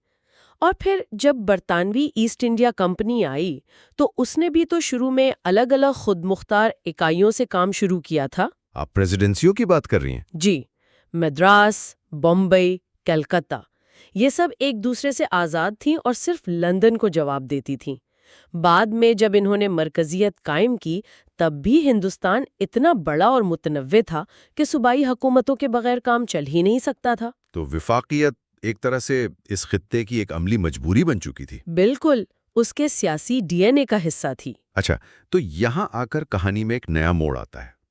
اسٹیج تیار تھا اور ہندوستان کی دو بڑی سیاسی جماعتیں کانگریس اور مسلم لیگ دونوں وفاقی نظام پر متفق تھیں۔ جی، متفق تو تھیں، لیکن ان کی وفاقیت کی تعریفوں میں زمین آسمان کا فرق تھا۔ یہ کیسے ممکن تھا؟ دیکھیں، یہ اس پوری بحث کا سب سے دلچسپ حصہ ہے۔ دونوں جماعتیں ایک ہی لفظ فیڈرلزم استعمال کر رہی تھیں، لیکن ان کے ذہن میں جو نقشے تھے وہ بالکل مختلف تھے۔ کانگریس، جس نے خود اپنی پارٹی کو انگریزوں کے خلاف متحرک کرنے کے لیے صوبائی شاخوں کی بنیاد پر منظم کیا تھا، وہ ایک بہت مضبوط مرکز چاہتی تھی۔ اچھا، اس کی کیا وجہ تھی؟ ان کے نزدیک صوبوں کو زیادہ اختیارات دینا یہ انگریزوں کی پھوٹ ڈالو اور راج کرو کی پالیسی کا تسلسل تھا۔ انہیں لگتا تھا کہ اس سے ملک کمزور ہوگا۔ صحیح۔ اور مسلم لیگ کا ویژن اس سے بالکل الٹ تھا؟ بالکل الٹ۔ مسلم لیگ خاص طور پر ان صوبوں میں جہاں مسلمان اقلیت میں تھے وہ وفاقیت کو ایک ڈھال کے طور پر دیکھ رہی تھی۔ ڈھال کس چیز کے خلاف؟ ایک ممکنہ ہندو راج کے خلاف۔ ان کا ویژن صرف صوبائی خود مختاری نہیں تھا، وہ ایک ایسا نظام چاہتے تھے جسے سیاسیات کی زبان میں کنسوشیشنلزم کہتے ہیں۔ ایک منٹ، یہ آپ نے کیا کہا؟ یہ بہت بھاری لفظ ہے، اس کا کیا مطلب ہے؟ جی، کنسوشیشنلزم آسان لفظوں میں اس کا مطلب ہے اختیارات کی شراکت داری۔ ایک ایسی سیاسی پارٹنرشپ جہاں اقلیتوں کو صرف نمائندگی نہیں بلکہ ویٹو پاور بھی ملتی ہے۔ ویٹو پاور یعنی وہ مرکز کے کسی قانون کو روک سکتے تھے؟ جی، اگر وہ قانون ان کے بنیادی مفادات کے خلاف ہو۔ یہ صرف اکثریت کی حکومت نہیں تھی بلکہ تمام بڑے گروہوں کی رضامندی سے چلنے والی حکومت کا تصور تھا۔ اسی لیے وہ باقی ماندہ اختیارات صوبوں کے پاس رکھنا چاہتے تھے۔ بالکل، جو اختیارات آئین میں واضح طور پر مرکز کو نہیں دیے گئے وہ صوبوں کو ملنے چاہیے۔ تو یہ ایک اکثریتی جمہوریت اور ایک اشتراکی جمہوریت کے ویژن کا ٹکراؤ تھا۔ جی، اور ہمارے ذرائع اس سیاسی طاقت کے توازن کو ناپنے کے لیے ایک فارمولا بھی استعمال کرتے ہیں۔ اچھا، وہ کیا ہے؟ اسے NF کہتے ہیں، effective number of ethnic groups. NF یعنی مؤثر نسلی گروہوں کی تعداد۔ یہ ایک طرح سے سیاسی میدان میں موجود بڑے کھلاڑیوں کو گننے کا طریقہ ہے۔ بالکل، کہ کتنے ایسے گروہ ہیں جنہیں آپ نظر انداز نہیں کر سکتے۔ اور تقسیم سے پہلے اگر ہم مذہب کی بنیاد پر دیکھیں تو برطانوی ہند میں مؤثر مذہبی گروہوں کی تعداد یعنی NREL 2.01 تھی۔ 2.01؟ اس کا کیا مطلب ہوا؟ اس کا مطلب یہ تھا کہ سیاسی میدان میں دو بڑے کھلاڑی تھے، ہندو اور مسلمان، اور اسی نمبر نے مسلم لیگ کے ان دعووں کو وزن دیا کہ مسلمان صرف ایک اقلیت نہیں بلکہ ایک الگ قوم ہے جنہیں سیاسی تحفظات کی ضرورت ہے۔ یہ تو واقعی حیران کن ہے کہ ایک ریاضی کا فارمولا سیاسی حقیقت کو اتنی وضاحت سے دکھا سکتا ہے۔ تو پھر 1947 کی تقسیم نے یہ سارا حساب کتاب کیسے بدل دیا؟ وہ لکیر صرف زمین پر نہیں کھینچی گئی، اس نے دونوں ملکوں کے اندر سیاسی طاقت کا پورا توازن ہی الٹ دیا۔ کیسے؟ ہندوستان میں مسلمانوں کی آبادی جو پہلے تقریباً 24% تھی، وہ کم ہو کر صرف 10% رہ گئی۔ اور اس کا اثر اس ریل نمبر پہ پڑا ہوگا؟ بہت زیادہ۔ ہندوستان کے لیے یہ نمبر 2.01 سے گر کر 1.36 پر آ گیا۔ مطلب اب سیاسی میدان میں صرف ایک ہی بڑا کھلاڑی رہ گیا تھا، ہندو اکثریت۔ مسلمانوں کی سیاسی سودے بازی کی طاقت تقریباً ختم ہو گئی۔ اور اس کا فوری نتیجہ یہ نکلا کہ کانگریس کو اپنا پسندیدہ مرکزی ماڈل نافذ کرنے کا موقع مل گیا؟ بالکل۔ آئین ساز اسمبلی میں مسلمانوں کے لیے الگ نشستوں کا جو وعدہ تھا، اسے ختم کر دیا گیا۔ ہندوستان نے ایک سیکولر آئین تو اپنایا، لیکن اس کا ڈھانچہ واضح طور پر اکثریتی تھا۔ تو کیا پاکستان میں اس کے بالکل برعکس ہوا؟ وہاں تو مذہبی یکسانیت بڑھ گئی، لیکن شاید کوئی نیا محاذ کھل گیا؟ جی، وہاں معاملہ الٹ گیا۔ پاکستان میں 86% مسلم اکثریت کے ساتھ این ریل نمبر گر کر 1.13 ہو گیا۔ یعنی مذہبی بنیاد پر کوئی بڑا سیاسی چیلنج نہیں رہا؟ نہیں رہا۔ توجہ اقلیتوں کے حقوق سے ہٹ کر ریاستی حکمرانی پر مرکوز ہو گئی۔ لیکن اس مذہبی یکسانیت نے ایک اور اس سے بھی بڑی تقسیم کو بے نقاب کر دیا۔ اور وہ تھی زبان اور نسل کی تقسیم۔ جی، پاکستان میں مؤثر لسانی گروہوں کی تعداد یعنی این لنگ 2.62 تھی۔ یہ ایک بہت بڑا تنوع تھا جس سے نمٹنے کے لیے نئی ریاست بالکل تیار نہیں تھی، خاص طور پر جب بنگالی بولنے والے آبادی کا 54% تھے۔ بالکل، لیکن اقتدار مغربی پاکستان کی اردو اور پنجابی بولنے والی اشرافیہ کے ہاتھ میں تھا۔ تو یہیں سے دونوں ملکوں کے راستے الگ ہونا شروع ہوتے ہیں، یعنی صوبوں اور ریاستوں کی تشکیل کے سوال پر۔ ذرائع کا کہنا ہے کہ ہندوستان نے یہاں ایک ایسا فیصلہ کیا جو شروع میں بہت متنازع لگا۔ جی ہاں، اور وہ فیصلہ تھا ریاستوں کی لسانی بنیادوں پر تنظیم نو کا۔ نہرو تو اس کے سخت خلاف تھے، ہے نا؟ بہت سخت خلاف تھے۔ انہیں ڈر تھا کہ اگر زبان کی بنیاد پر ریاستیں بنائیں تو علیحدگی پسندی کو ہوا ملے گی اور ملک ٹکڑے ٹکڑے ہو جائے گا۔ لیکن پھر بھی یہ قانون منظور ہوا۔ جی، کیونکہ جنوب اور مغرب سے عوامی دباؤ اتنا شدید تھا کہ 1956 میں انہیں اسٹیٹس ری آرگنائزیشن ایکٹ منظور کرنا پڑا۔ اور ذرائع کے مطابق یہ فیصلہ ایک ماسٹر سٹروک کیسے ثابت ہوا؟ یہ تو ملک کو جوڑنے کے بجائے توڑنے والا کام لگتا ہے۔ بظاہر تو یہی لگتا ہے، لیکن اس نے کمال کا کام کیا۔ جب آپ نے تملوں کے لیے تمل ناڈو، گجراتیوں کے لیے گجرات اور مراٹھیوں کے لیے مہاراشٹر بنا دیا، تو آپ نے زبان کے نام پر ہونے والے سب سے بڑے اور خطرناک جھگڑے کو ہی ختم کر دیا۔ اچھا۔ اب لڑائی مرکز اور صوبے کے درمیان نہیں رہی، بلکہ صوبے کے اندر ذات، طبقے اور مذہب کی بنیاد پر ہونے لگی۔ اس نے تنازعات کو مقامی سطح پر محدود کر دیا اور انہیں ایک دوسرے کے خلاف کھڑا کر دیا۔ یعنی ہندوستان نے ہوشیاری سے کئی چھوٹے چھوٹے محاذ بنا دیے جو آپس میں ہی لڑتے رہے، جبکہ مرکز کے خلاف کوئی ایک بڑا متحدہ محاذ نہیں بن سکا۔ آپ اسے اس طرح سے بھی دیکھ سکتی ہیں۔ یہ ایک اکوموڈیشن کی پالیسی تھی جس نے علاقائی شناختوں کو تسلیم کر کے انہیں قومی دھارے میں شامل کر لیا۔ اور پاکستان نے اس کے بالکل برعکس راستہ اپنایا۔ جی ہاں، پاکستان کا 1 یونٹ پلان، یہ کیا تھا؟ کاغذ پر تو یہ ملک کو متحد کرنے کی ایک بڑی کوشش لگتی ہوگی۔ بالکل، سرکاری طور پر یہی کہا گیا تھا کہ 1955 میں مغربی پاکستان کے تمام صوبوں پنجاب، سندھ، سرحد اور بلوچستان کو ملا کر ایک صوبہ بنانے سے صوبائی تعصب ختم ہوگا۔ لیکن اصل سیاسی مقصد کچھ اور تھا۔ جی، اس کا اصل مقصد مشرقی پاکستان یعنی موجودہ بنگلہ دیش کی 54% آبادی کی عددی برتری کو مغربی پاکستان کی متحدہ اکائی کے برابر لا کر ختم کرنا تھا۔ یہ پیرٹی کا اصول تھا۔ تو یہ انضمام کی ایک ایسی کوشش تھی جس نے تنوع کو تسلیم کرنے کے بجائے اسے دبانے کی کوشش کی، اور اس کے نتائج تباہ کن تھے۔ اس نے ملک کو 2 قطبی بنا دیا۔ مشرقی پاکستان مقابلہ مغربی پاکستان. اور مغربی پاکستان کے اندر بھی مسائل پیدا ہوئے ہوں گے؟ بہت زیادہ. اس نے پنجابی غلبے کے تاثر کو مزید مضبوط کیا، جس سے سندھی، بلوچ اور پشتون قوم پرستوں میں شدید ناراضگی اور احساس محرومی پیدا ہوا. جہاں ہندوستان نے اپنی اکائیوں کو لسانی طور پر یکساں بنایا تھا، پاکستان نے ون یونٹ کے ذریعے اپنی اکائیوں کو مزید متنوع بنا دیا، جو وفاقیت کے اصولوں کے ہی خلاف تھا. یہ تو ایک بنیادی ڈیزائن کی غلطی لگتی ہے. بالکل. اور اس میں بنگالی زبان کو قومی زبان کا درجہ نہ دینے کے ابتدائی فیصلے نے جلتی پر تیل کا کام کیا. اکائیوں کے ڈیزائن کے علاوہ خود ریاستی اداروں جیسے فوج اور بیوروکریسی نے اس عدم استحکام میں کیا کردار ادا کیا؟ یہ ایک اور فیصلہ کن فرق ہے. پاکستان میں حقیقی طاقت، مطلب اصل طاقت، وہ کبھی سیاست دانوں کے پاس نہیں آئی، وہ فوج اور بیوروکریسی کے پاس مرکوز رہی. اور ان اداروں پر کسی خاص گروہ کا غلبہ تھا؟ جی، یہ دونوں ادارے برطانوی نوآبادیاتی وراثت کی وجہ سے پنجاب اور کسی حد تک پشتون علاقوں سے بھرتیاں کرتے تھے. تقسیم کے بعد بھی یہی ڈھانچہ برقرار رہا. تو اس کا نتیجہ کیا نکلا؟ نتیجہ یہ نکلا کہ بنگالی، جو آبادی کی اکثریت تھے، فوج اور بیوروکریسی میں نہ ہونے کے برابر تھے.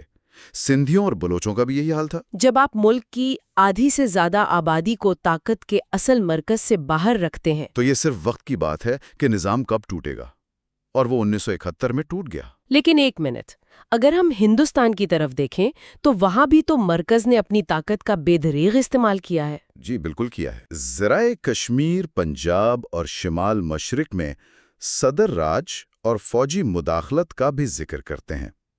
تو کیا یہ اس ماڈل کی ناکامی نہیں؟ کیا یہ صرف ایک خوبصورت پردے کے پیچھے وہی مرکزی کنٹرول نہیں جو پاکستان نے کھلے عام کیا؟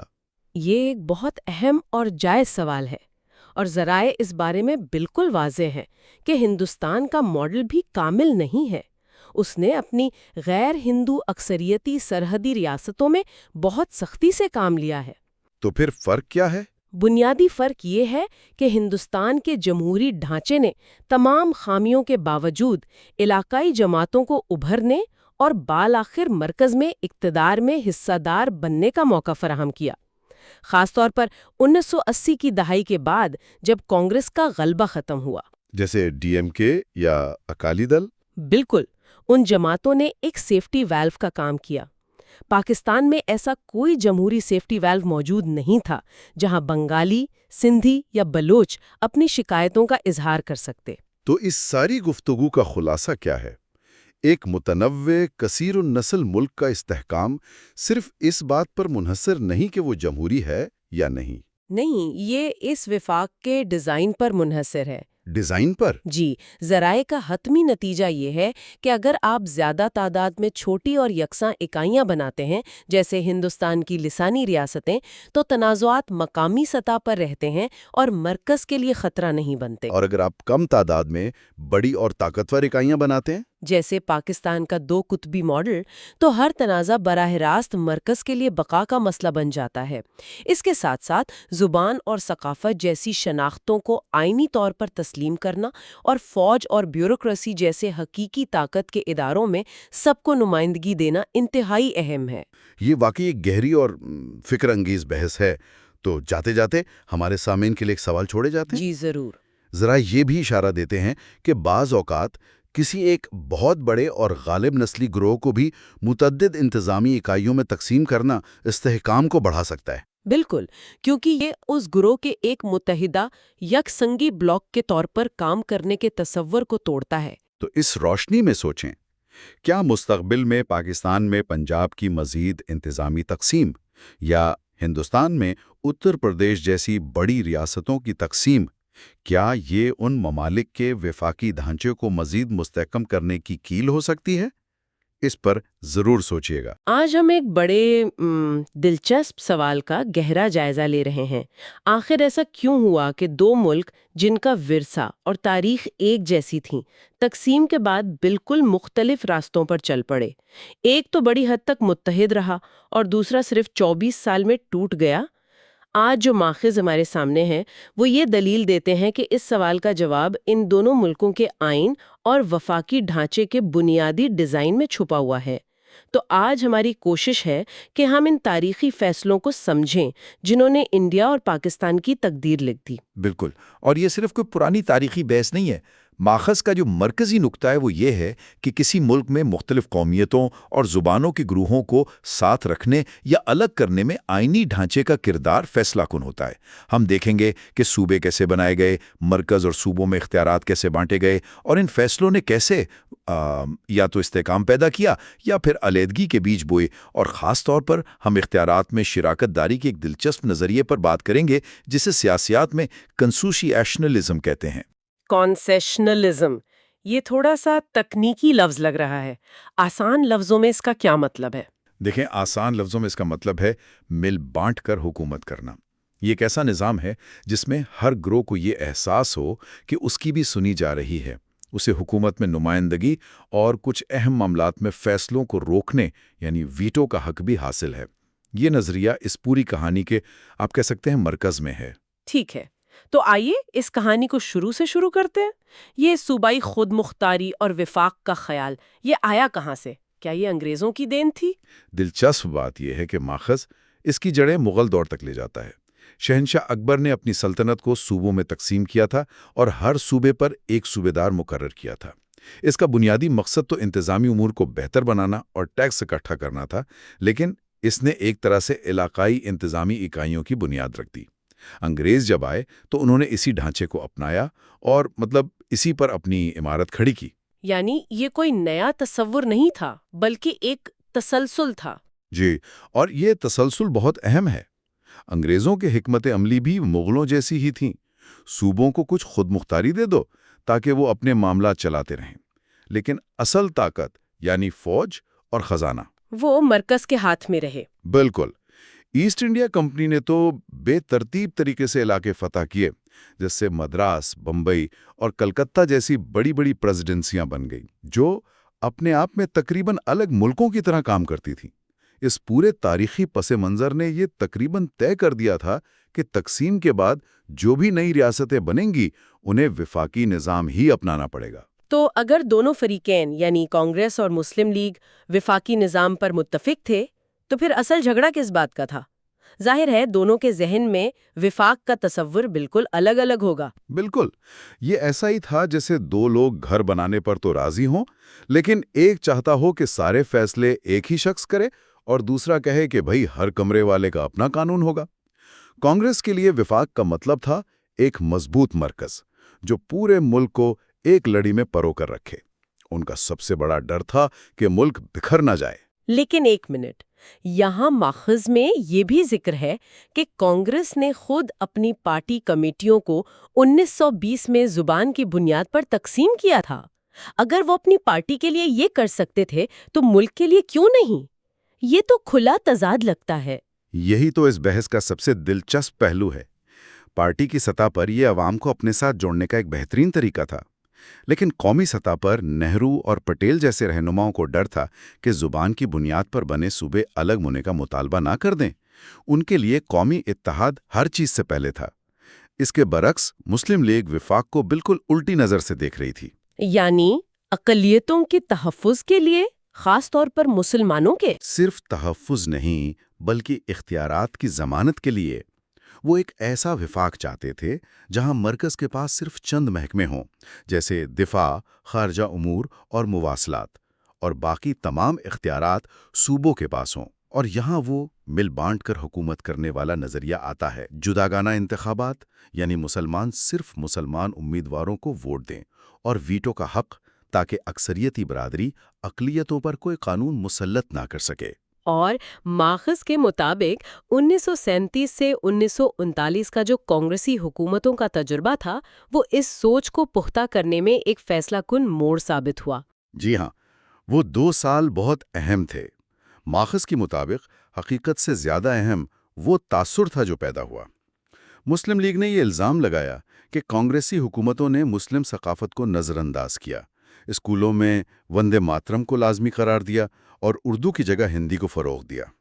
چاہے یہ خدشات پوری طرح سچ تھے یا انہیں بڑھا چڑھا کر پیش کیا گیا، انہوں نے جناح اور مسلم لیگ کو یہ یقین دلا دیا کہ ایک متحدہ ہندوستان میں اکثریتی راج کے تحت مسلمانوں کے سیاسی اور ثقافتی حقوق کبھی محفوظ نہیں رہ سکتے۔ یہیں سے 1940 کی قرارداد لاہور میں خود مختار ریاستوں کا مطالبہ سامنے آیا۔ تو جب 1947 میں تقسیم ہوئی تو یہ ساری بحث اور تاریخ یہ دونوں نئے ملکوں کے آئین پر کیسے اثر انداز ہوئی؟ تقسیم نے تو آبادی کا نقشہ ہی بدل دیا تھا۔ بالکل، اور اس تبدیلی کا اثر براہ راست آئین سازی پر پڑا۔ ماخذ میں کچھ بہت دلچسپ اعداد و شمار دیے گئے ہیں۔ انڈیا میں تقسیم کے بعد مؤثر مذہبی گروہوں کی تعداد، جس سے تحقیق میں انریل کہا گیا ہے، 2.01 سے کم ہو کر 1.36 رہ گئی۔ آسان لفظوں میں ملک مذہبی طور پر بہت زیادہ یکساں ہو گیا اور مسلمان آبادی کا صرف 10% رہ گئے۔ جس کا مطلب یہ ہوا کہ کانگریس کو اب مسلم لیگ کے وہ مطالبات ماننے کی ضرورت نہیں رہی۔ آپ نے بالکل صحیح سمجھا۔ اس آبادیاتی تبدیلی نے کانگریس کو ایک مضبوط مرکزیت پسند آئین بنانے کا موقع دیا، جو متحدہ ہندوستان میں شاید کبھی ممکن نہ ہوتا۔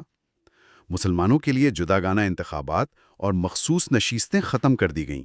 اب وہ ایک اکثریتی جمہوری نظام قائم کر سکتے تھے۔ اور اس زبان کی بنیاد پر صوبے بنانے کی بات کا کیا ہوا، جس پر کانگریس خود عمل کرتی رہی تھی؟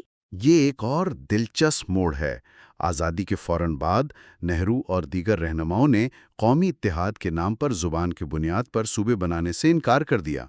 انہیں ڈر تھا کہ ملک مزید ٹکڑوں میں بڑھ جائے گا، لیکن عوام کا دباؤ بہت شدید تھا، خاص طور پر جنوبی انڈیا میں۔ آندھرا پردیش کی تشکیل کے لیے پوٹی سری رامولو نامی ایک رہنما نے بھوک ہڑتال کی اور 58 دن بعد ان کی موت ہو گئی۔ اس واقعے کے بعد پورے علاقے میں فسادات پھوٹ پڑے اور نہرو حکومت کو گھٹنے ٹیکنے پڑے۔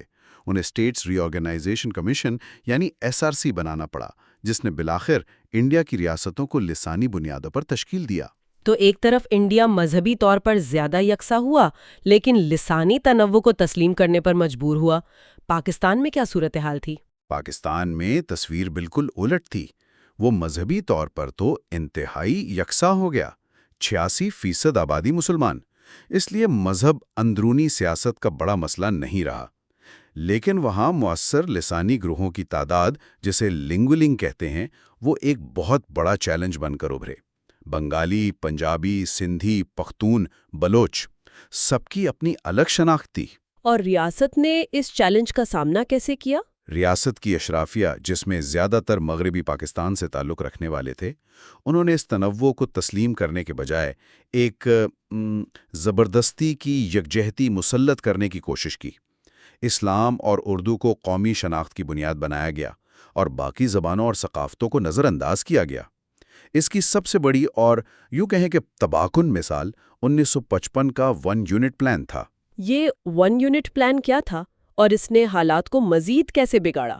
اب سوچیں، آپ سندھی، بلوچی یا پختون ہیں اور اچانک ایک دن آپ سے کہا جائے کہ آج سے آپ کا صوبہ ختم اور آپ سب ایک بڑے مغربی پاکستانی صوبے کا حصہ ہیں جس کا دارالحکومت لاہور ہے۔ اس نے نہ صرف مقامی شناختوں کو ٹھیس پہنچائی بلکہ اس کا ایک اور بڑا مقصد تھا۔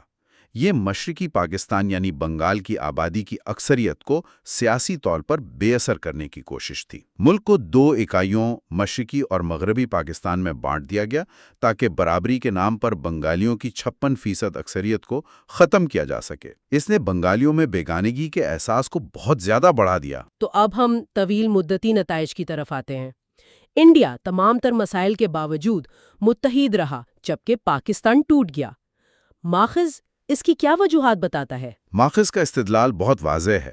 انڈیا کی نسبتاً کامیابی کی سب سے بڑی وجہ وہی لسانی تنظیم نو تھی جس کی نہرو نے شروع میں اتنی مخالفت کی تھی۔ یہ فیصلہ انتہائی اہم ثابت ہوا۔ یہ کیسے؟ مطلب لسانی بنیادوں پر ریاستیں بنانا تو علیحدگی پسندی کو ہوا دینے جیسا نہیں ہے؟ بظاہر ایسا لگتا ہے، لیکن ہوا اس کے برعکس۔ جب زبان کی بنیاد پر ریاستیں بن گئیں تو سیاست کا محور قومی زبان کے جھگڑے سے ہٹ کر ریاستی سطح کے مسائل پر آ گیا۔ اب تمل ناڈو میں سیاست دراوڑ قوم پرستی کے ساتھ ساتھ ذات پات اور طبقاتی فرق پر بھی ہونے لگی۔ اتر پردیش میں بھی یہی ہوا۔ اس اندرونی مقابلے نے کسی ایک لسانی تفریق کو پورے ملک پر حاوی ہونے سے روک دیا۔ ریاستی سطح پر مضبوط جماعتیں ابھریں جو بعد میں قومی سطح پر اتحادی حکومتوں کا حصہ بنی، جس سے وفاقی نظام مزید مضبوط ہوا۔ یہ تو کمال کی بات ہے، یعنی آپ کہہ رہی ہیں کہ انڈیا کا وفاق اس لیے کامیاب ہوا کیونکہ وہاں اندرونی طور پر لڑنے کے لیے بہت سے چھوٹے چھوٹے محاذ تھے، ذات پات، طبقہ، علاقائی جماعتیں، جس کی وجہ سے کوئی ایک بڑا لسانی تنازع پورے ملک پر حاوی نہیں ہو سکا۔ بالکل، یہ ایک طرح سے دباؤ کو خارج کرنے کے لیے بہت سے چھوٹے والو کھولنے جیسا تھا۔ تاہم ماخذ یہ بھی واضح کرتا ہے کہ یہ ماڈل ہر جگہ کامیاب نہیں رہا۔ کشمیر، پنجاب اور شمال مشرق کی ریاستوں جیسے غیر ہندو اکثریتی سرحدی علاقوں میں جہاں شناخت کا مسئلہ مذہب اور نسل سے جڑا تھا، مرکز نے ہمیشہ زیادہ طاقت کا استعمال کیا، جیسے صدر راج نافذ کرنا یا فوجی مداخلت۔ اور پاکستان کے معاملے میں 1971 کی علیحدگی کی کیا وجوہات بتائی گئیں؟ پاکستان کی ناکامی کی بنیادی وجہ بنگالی لسانی، ثقافتی اور سیاسی شناخت کو تسلیم کرنے سے انکار تھا۔ 1 یونٹ پلان نے ملک کو ایک 2 قطبی وفاق میں بدل دیا تھا، مشرق بمقابلہ مغرب۔ یہ وفاقی نظام کے لیے سب سے خطرناک صورتحال ہوتی ہے۔ بنگالی آبادی میں اکثریت میں تھے، لیکن انہیں طاقت کے اصل مراکز، فوج اور بیوروکریسی سے مکمل طور پر باہر رکھا گیا تھا۔ اور پھر 1970 کے انتخابات نے آخری کیل ٹھونک دی۔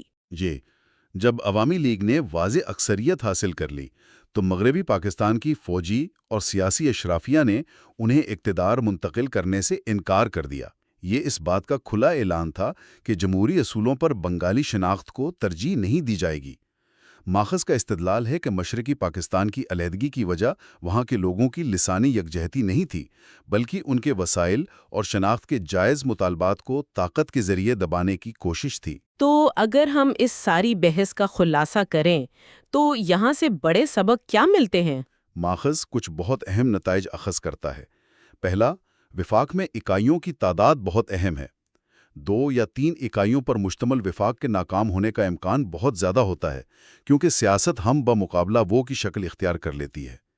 ایک تقابلی جائزے کا حوالہ دیا گیا ہے جس کے مطابق جن وفاقوں میں 3 یا اس سے کم اکائیاں تھیں ان میں سے 75% ناکام ہو گئے۔ اور دوسرا بڑا سبق؟ دوسرا سبق یہ ہے کہ لسانی یا نسلی طور پر یکساں صوبے بنانا اپنے آپ میں کوئی مسئلہ نہیں ہے۔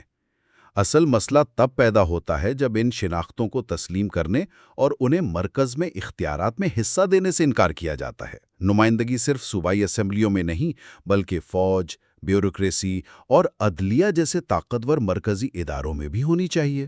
یہاں ایک اور بہت دلچسپ نقطہ غالب گروہ کی تقسیم کا ہے۔ بالکل، یہ ایک ماسٹر سٹروک تھا۔ ماخذ بتاتا ہے کہ انڈیا کی کامیابی کا ایک راز یہ بھی تھا کہ انہوں نے اپنے سب سے بڑے لسانی گروہ یعنی ہندی بولنے والوں کو ایک بہت بڑی ریاست بنانے کے بجائے کئی ریاستوں اتر پردیش، بہار، مدھیہ پردیش، راجستھان میں بانٹ دیا۔ اس سے کسی ایک ریاست کو یہ محسوس نہیں ہوا کہ وہ پورے ملک پر حاوی ہے۔ اس کے برعکس پاکستان میں پنجابی غالب صوبے نے دوسری اکائیوں میں ہمیشہ یہ احساس پیدا کیا کہ طاقت کا توازن ان کے خلاف ہے۔ یہ ایک چھوٹا سا آئینی فیصلہ تھا جس کے نتائج بہت بڑے نکلے۔ یہ واقعی ایک شاندار جائزہ تھا کہ کس طرح دہائیوں پہلے کیے گئے آئینی فیصلے آج بھی جنوبی ایشیا کی سیاست اور معاشرت پر گہرے اثرات مرتب کر رہے ہیں۔ اور آخر میں ایک سوچنے پر مجبور کرنے والا خیال، ماخذ یہ نہیں کہتا کہ کوئی ایک وفاقی ڈیزائن ہر جگہ کامیاب ہو سکتا ہے، لیکن ایک کلیدی سبق یہ ضرور ملتا ہے کہ ایک جبری مرکزیت پسند قومی شناخت مسلط کرنے کے لیے جائز نسلی اور لسانی مطالبات کو نظر انداز کرنا یہ تنازعات کو دعوت دینے کے مترادف ہے، اور یہ آج کی تمام کثیر النسل ریاستوں کے لیے ایک اہم سوال کھڑا کرتا ہے۔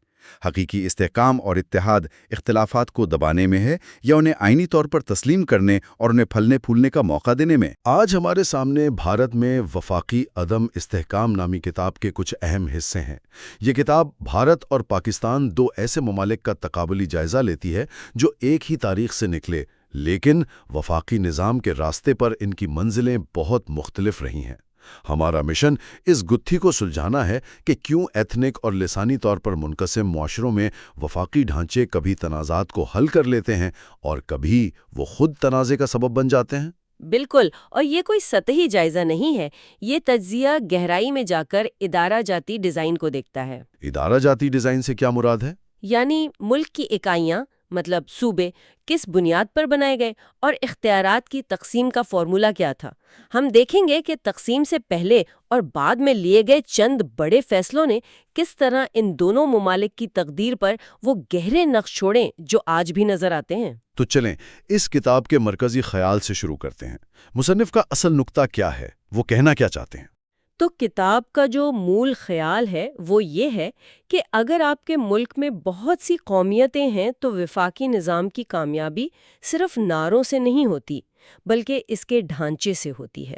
یعنی آپ صوبے کیسے بناتے ہیں اور اختیارات کیسے بانٹتے ہیں، اصل کھیل یہ ہے۔ اچھا، مصنف دو چیزوں پر خاص طور پر زور دیتی ہیں۔ اول، صوبائی اکائیاں نسلی اور لسانی بنیادوں پر بنائی جائیں، اور دوم، اختیارات میں شراکت داری یعنی کنسوشیلزم کے عناصر موجود ہوں۔ ایک منٹ رکیے گا، یہ کانسوشیلزم ایک بھاری بھرکم لفظ ہے۔ کیا ہم اسے آسان لفظوں میں سمجھ سکتے ہیں؟ اس کا عملی مطلب کیا ہے؟ بالکل، اس کا سادہ مطلب یہ ہے کہ ملک کے بڑے فیصلے صرف اکثریت کی بنیاد پر نہ ہوں بلکہ تمام اہم نسلی یا لسانی گروہوں کو ویٹو پاور یا حکومت میں یقینی نمائندگی دی جائے تاکہ کوئی بھی گروہ خود کو بے اختیار محسوس نہ کرے۔ یہ ایک طرح سے اقلیتوں کو تحفظ دینے کا آئینی طریقہ ہے۔ یہ بات تو عام فہم کے بالکل خلاف ہے۔ ہم تو ہمیشہ یہی سنتے ہیں کہ زبان یا نسل کی بنیاد پر تقسیم ملک کو کمزور کرتی ہے، لیکن یہ کتاب کہہ رہی ہے کہ یہی کام صحیح طریقے سے کیا جائے تو ملک کو جوڑ بھی سکتا ہے۔ یہ واقعی ایک چونکا دینے والا خیال ہے۔ یہی اس کتاب کا سب سے دلچسپ نقطہ ہے۔ مصنف کا موقف ہے کہ یکساں اکائیاں یعنی ہوموجینئس یونٹس جب ایک زبان یا نسل کی بنیاد پر بنتی ہیں تو وہ دراصل اس گروہ کو تحفظ کا احساس دلاتی ہیں۔ اچھا، اس سے ان کے اندر علیحدگی کے محرکات کم ہو جاتے ہیں، لیکن شرط یہ ہے کہ مرکزی حکومت ان کی شناخت کو تسلیم کرے اور انہیں اختیارات میں حقیقی حصہ دے۔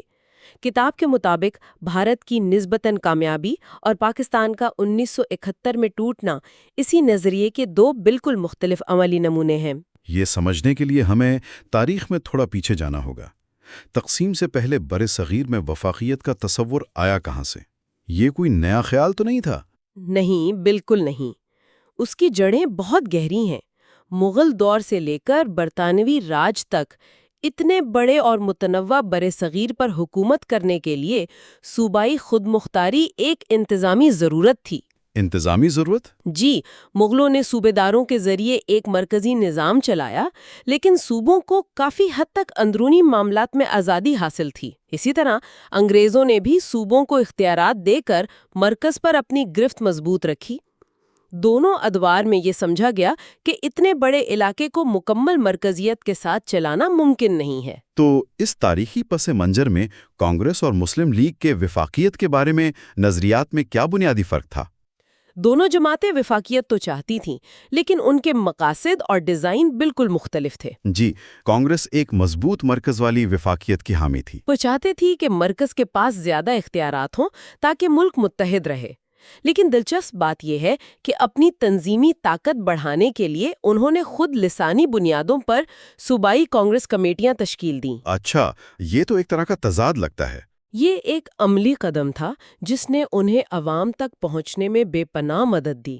اس کے برعکس مسلم لیگ ایک کمزور مرکز اور زیادہ سے زیادہ صوبائی خود مختاری چاہتی تھی تاکہ مسلم اکثریتی صوبوں کے مفادات کا تحفظ ہو سکے۔ تو جنید صاحب کے لیے تو یہ ایک بہت مشکل توازن ہوگا۔ بالکل، ایک طرف مسلم اکثریتی صوبوں کے خود مختاری کو یقینی بنانا اور دوسری طرف مسلم اقلیتی صوبوں کے مسلمانوں کے لیے مرکزی سطح پر تحفظات حاصل کرنا۔ اور یہاں ایک بہت ہی دلچسپ تصور سامنے آتا ہے جسے کتاب میں مؤثر نسلی گروہوں کی تعداد یا effective number of ethnic groups کہا گیا ہے۔ یہ کیا چیز ہے؟ تقسیم سے پہلے برطانوی ہندوستان میں اس کا حسابی عدد 2.01 تھا، جس کا مطلب ہے کہ سیاسی طور پر صرف دو بڑے گروہ تھے، ہندو اور مسلمان، جو ہر بات پر اثر انداز ہو رہے تھے۔ یہ تو کمال کا نکتہ ہے، یعنی ساری سیاست صرف ان دو کھمبوں کے گرد گھوم رہی تھی۔ یہ کوئی درجنوں چھوٹے گروہوں کی لڑائی نہیں تھی، بلکہ دو بڑے بلاکس کی کشمکش تھی جس نے تقسیم کو تقریباً ناگزیر بنا دیا اور مذاکرات کی ہر میز پر صرف یہی دو فریق آمنے سامنے ہوتے تھے۔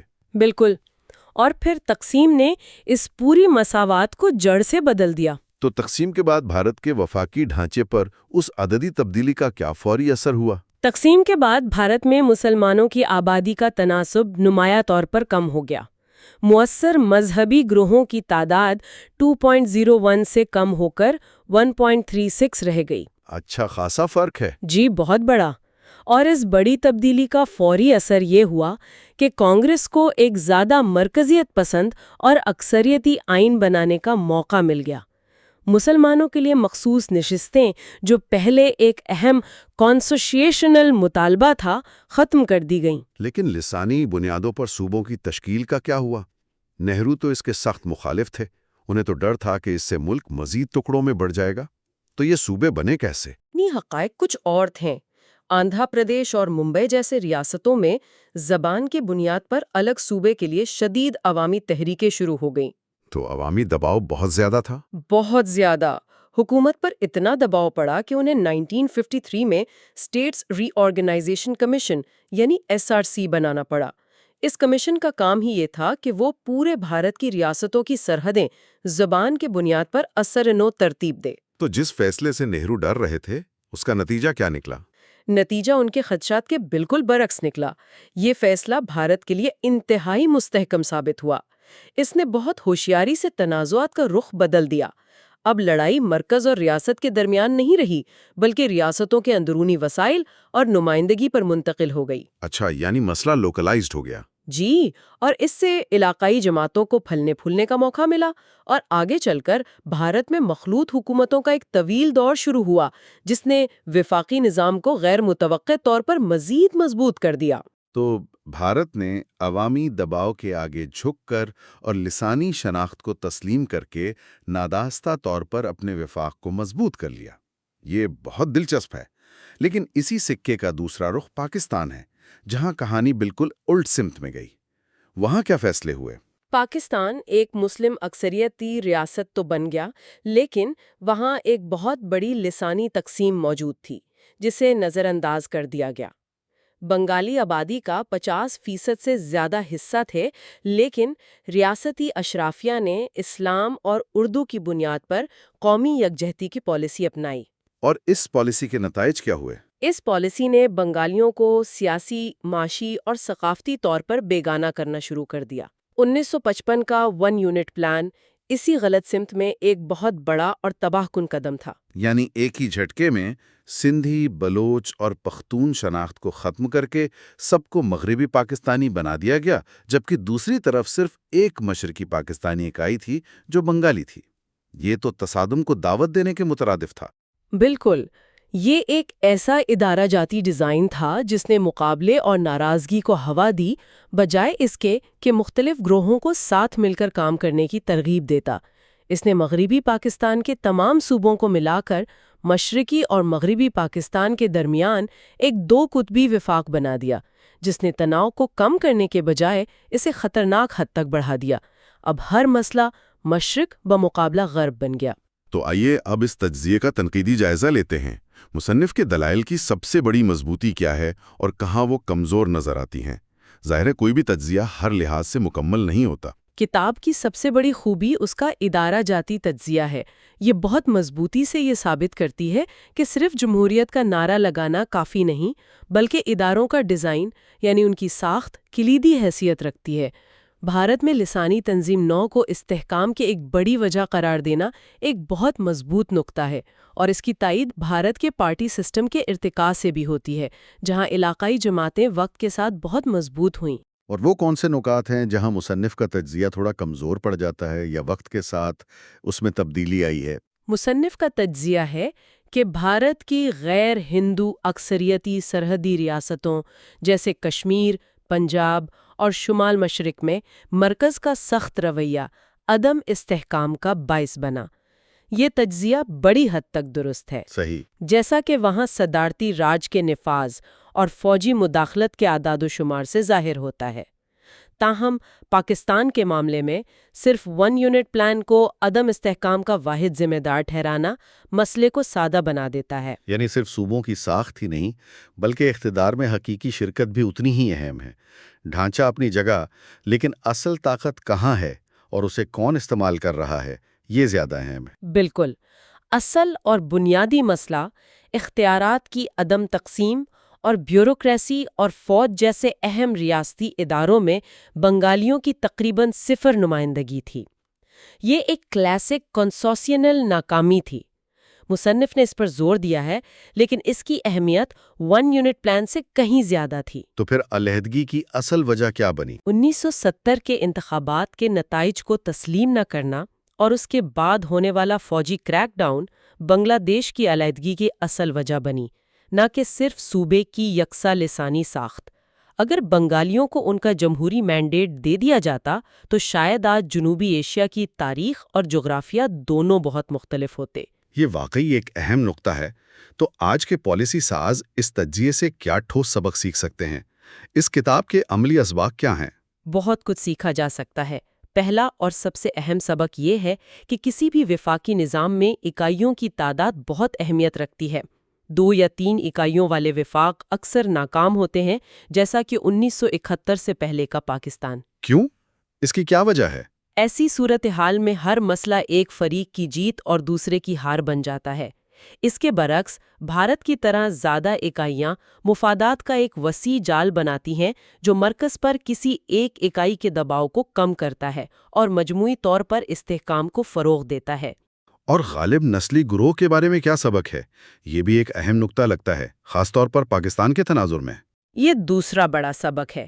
غالب گروہ، جسے جرمن زبان میں اسٹارٹس فولک کہتے ہیں، اس کی تقسیم بہت ضروری ہے۔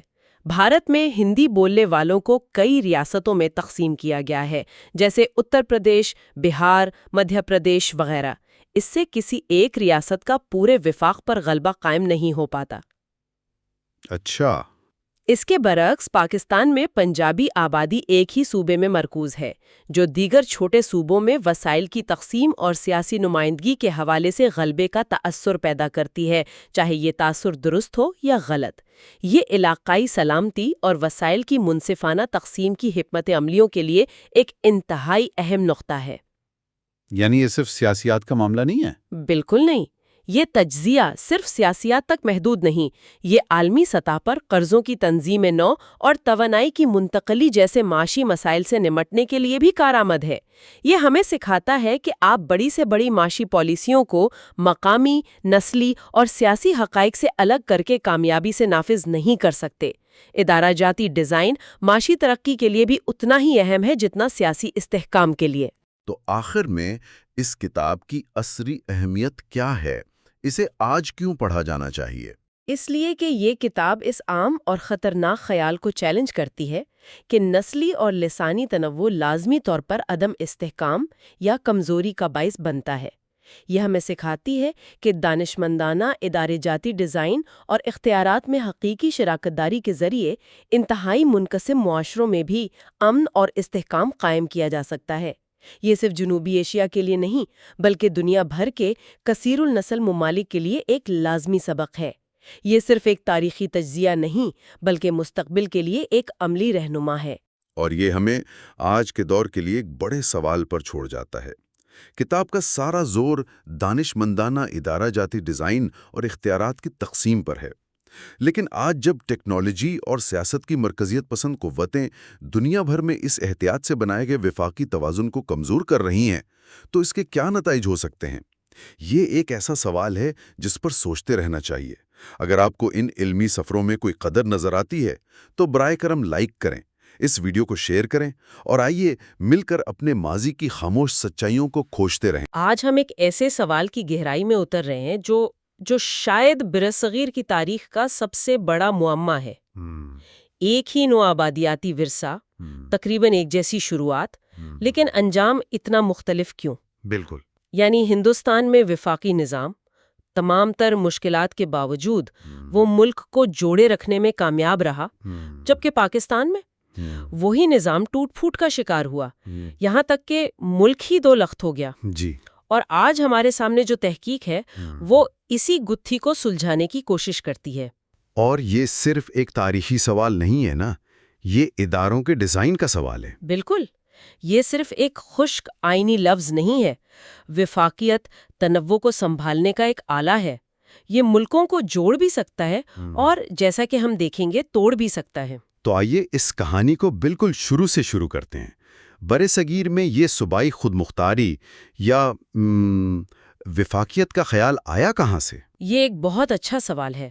تحقیق بتاتی ہے کہ اس کی جڑیں تو انگریزوں سے بھی پہلے کی ہیں۔ مغلوں کے دور تک؟ جی بالکل، خاص طور پر اکبر کا وہ مشہور صوبائی نظام، صوبے دار والا نظام۔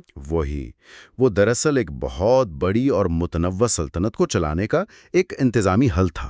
اچھا، تو مقصد جمہوریت نہیں تھا بلکہ مؤثر ٹیکس وصولی اور کنٹرول تھا۔ ہاں، لیکن اس نے غیر ارادی طور پر ایک ایسی روایت قائم کر دی جہاں علاقائی اکائیوں کی ایک خاص شناخت تھی۔ تو جب انگریز آئے، انہوں نے یہ نظام ایجاد نہیں کیا، انہیں یہ ورثے میں ملا۔ جی، اور انہوں نے اسے اپنے مقاصد کے لیے، یعنی تقسیم کرو اور حکومت کرو کے لیے ڈھال لیا۔ اور یہیں سے معاملہ واقعی دلچسپ ہونا شروع ہوتا ہے۔ تحقیق کے مطابق 1947 سے پہلے کانگریس اور مسلم لیگ کے نظریات بالکل مختلف تھے۔ وفاقیت کو لے کر وہ ایک صفحے پر نہیں تھے۔ بالکل، کانگریس کا بنیادی مقصد تھا ایک متحدہ اور مضبوط ہندوستان۔ وہ ایک طاقتور مرکز چاہتے تھے۔ لیکن دلچسپ بات یہ ہے کہ انہوں نے اپنی پارٹی کے اندرونی تنظیم کے لیے لسانی بنیادوں کو استعمال کیا۔ یہ صوبائی کانگریس کمیٹیوں کے لیے، تاکہ عوام کو متحرک کیا جا سکے۔ لیکن جب ملک کی تنظیم نو کی بات آئی تو وہ صوبوں کو زیادہ طاقت دینے سے ہچکچاتے تھے۔ ایک منٹ، یہ تو بڑی عجیب بات ہے۔ یعنی اپنی پارٹی کو مضبوط کرنے کے لیے لسانی شناخت ٹھیک تھی، لیکن ملک کی سطح پر اسی فارمولے سے ڈرتے تھے۔ یہ تو خلا تضاد لگتا ہے۔ یہ سیاسی حقیقت پسندی تھی۔ انہیں خدشہ تھا کہ اگر لسانی بنیادوں پر صوبے بن گئے تو یہ علاقائی شناختیں قومی شناخت پر حاوی ہو جائیں گی۔ اچھا، دوسری طرف مسلم لیگ تھی جو وفاقیت کو بالکل مختلف نظر سے دیکھتی تھی۔ ان کے لیے یہ اقلیتوں کے تحفظ کا ایک آلہ تھا۔ جی، خاص طور پر مسلمانوں کے حقوق کے تحفظ کا۔ ان کی پوری توجہ مسلم اکثریتی علاقوں کے لیے زیادہ سے زیادہ صوبائی خود مختاری حاصل کرنے پر تھی۔ لیکن تحقیق یہ بھی بتاتی ہے کہ دونوں جماعتوں کے اندر بھی شدید اختلافات تھے۔ یہ اتنا سیدھا معاملہ نہیں تھا۔ یہی تو اس بحث کا سب سے دلچسپ پہلو ہے۔ مسلم لیگ خود دو حصوں میں بٹی ہوئی تھی۔ ایک طرف مسلم اکثریتی صوبوں کے مسلمان تھے، جیسے بنگال اور پنجاب، جو مکمل خود مختاری چاہتے تھے۔ بالکل، کیونکہ وہ وہاں اکثریت میں تھے۔ اور دوسری طرف مسلم اقلیتی صوبوں کے مسلمان تھے، جیسے یو پی اور بہار، جنہیں ایک مضبوط مرکز میں اپنی آواز کی ضرورت تھی تاکہ ان کے حقوق کا تحفظ ہو۔ جی، اور جناح کی حکمت عملی بھی وقت کے ساتھ ساتھ بدلتی رہی۔ کبھی وہ مضبوط مرکز کی بات کرتے، کبھی کمزور مرکز اور زیادہ صوبائی خود مختاری کا مطالبہ کرتے۔ مطلب یہ کہ یہ سخت نظریات نہیں تھے بلکہ سیاسی حکمت عملیاں تھیں۔ اور پھر 1947 میں تقسیم ہو گئی، جس نے پورے برے صغیر کا نقشہ اور آبادیاتی حقیقت ہمیشہ کے لیے بدل دی۔ جی، تحقیق میں ایک بہت دلچسپ تصور استعمال کیا گیا ہے جسے وہ مؤثر مذہبی گروہوں کی تعداد یا انریل کہتے ہیں۔ جی، اور اس تصور کو سمجھنا اس پوری کہانی کو سمجھنے کی کنجی ہے۔ انریل یہ کیا ہے؟ مطلب اس کو آسان لفظوں میں کیسے سمجھیں؟ دیکھیں، اس کو یوں سمجھیں کہ یہ ایک پیمانہ ہے جو بتاتا ہے کہ ملک میں سیاسی طاقت کتنے گروہوں میں بٹی ہوئی ہے۔ تقسیم سے پہلے برطانوی ہندوستان کا اینڈ ریل تھا 2.01۔ اچھا، تو اس کا مطلب یہ ہوا کہ مؤثر طور پر دو بڑے گروہ تھے، ہندو اور مسلمان۔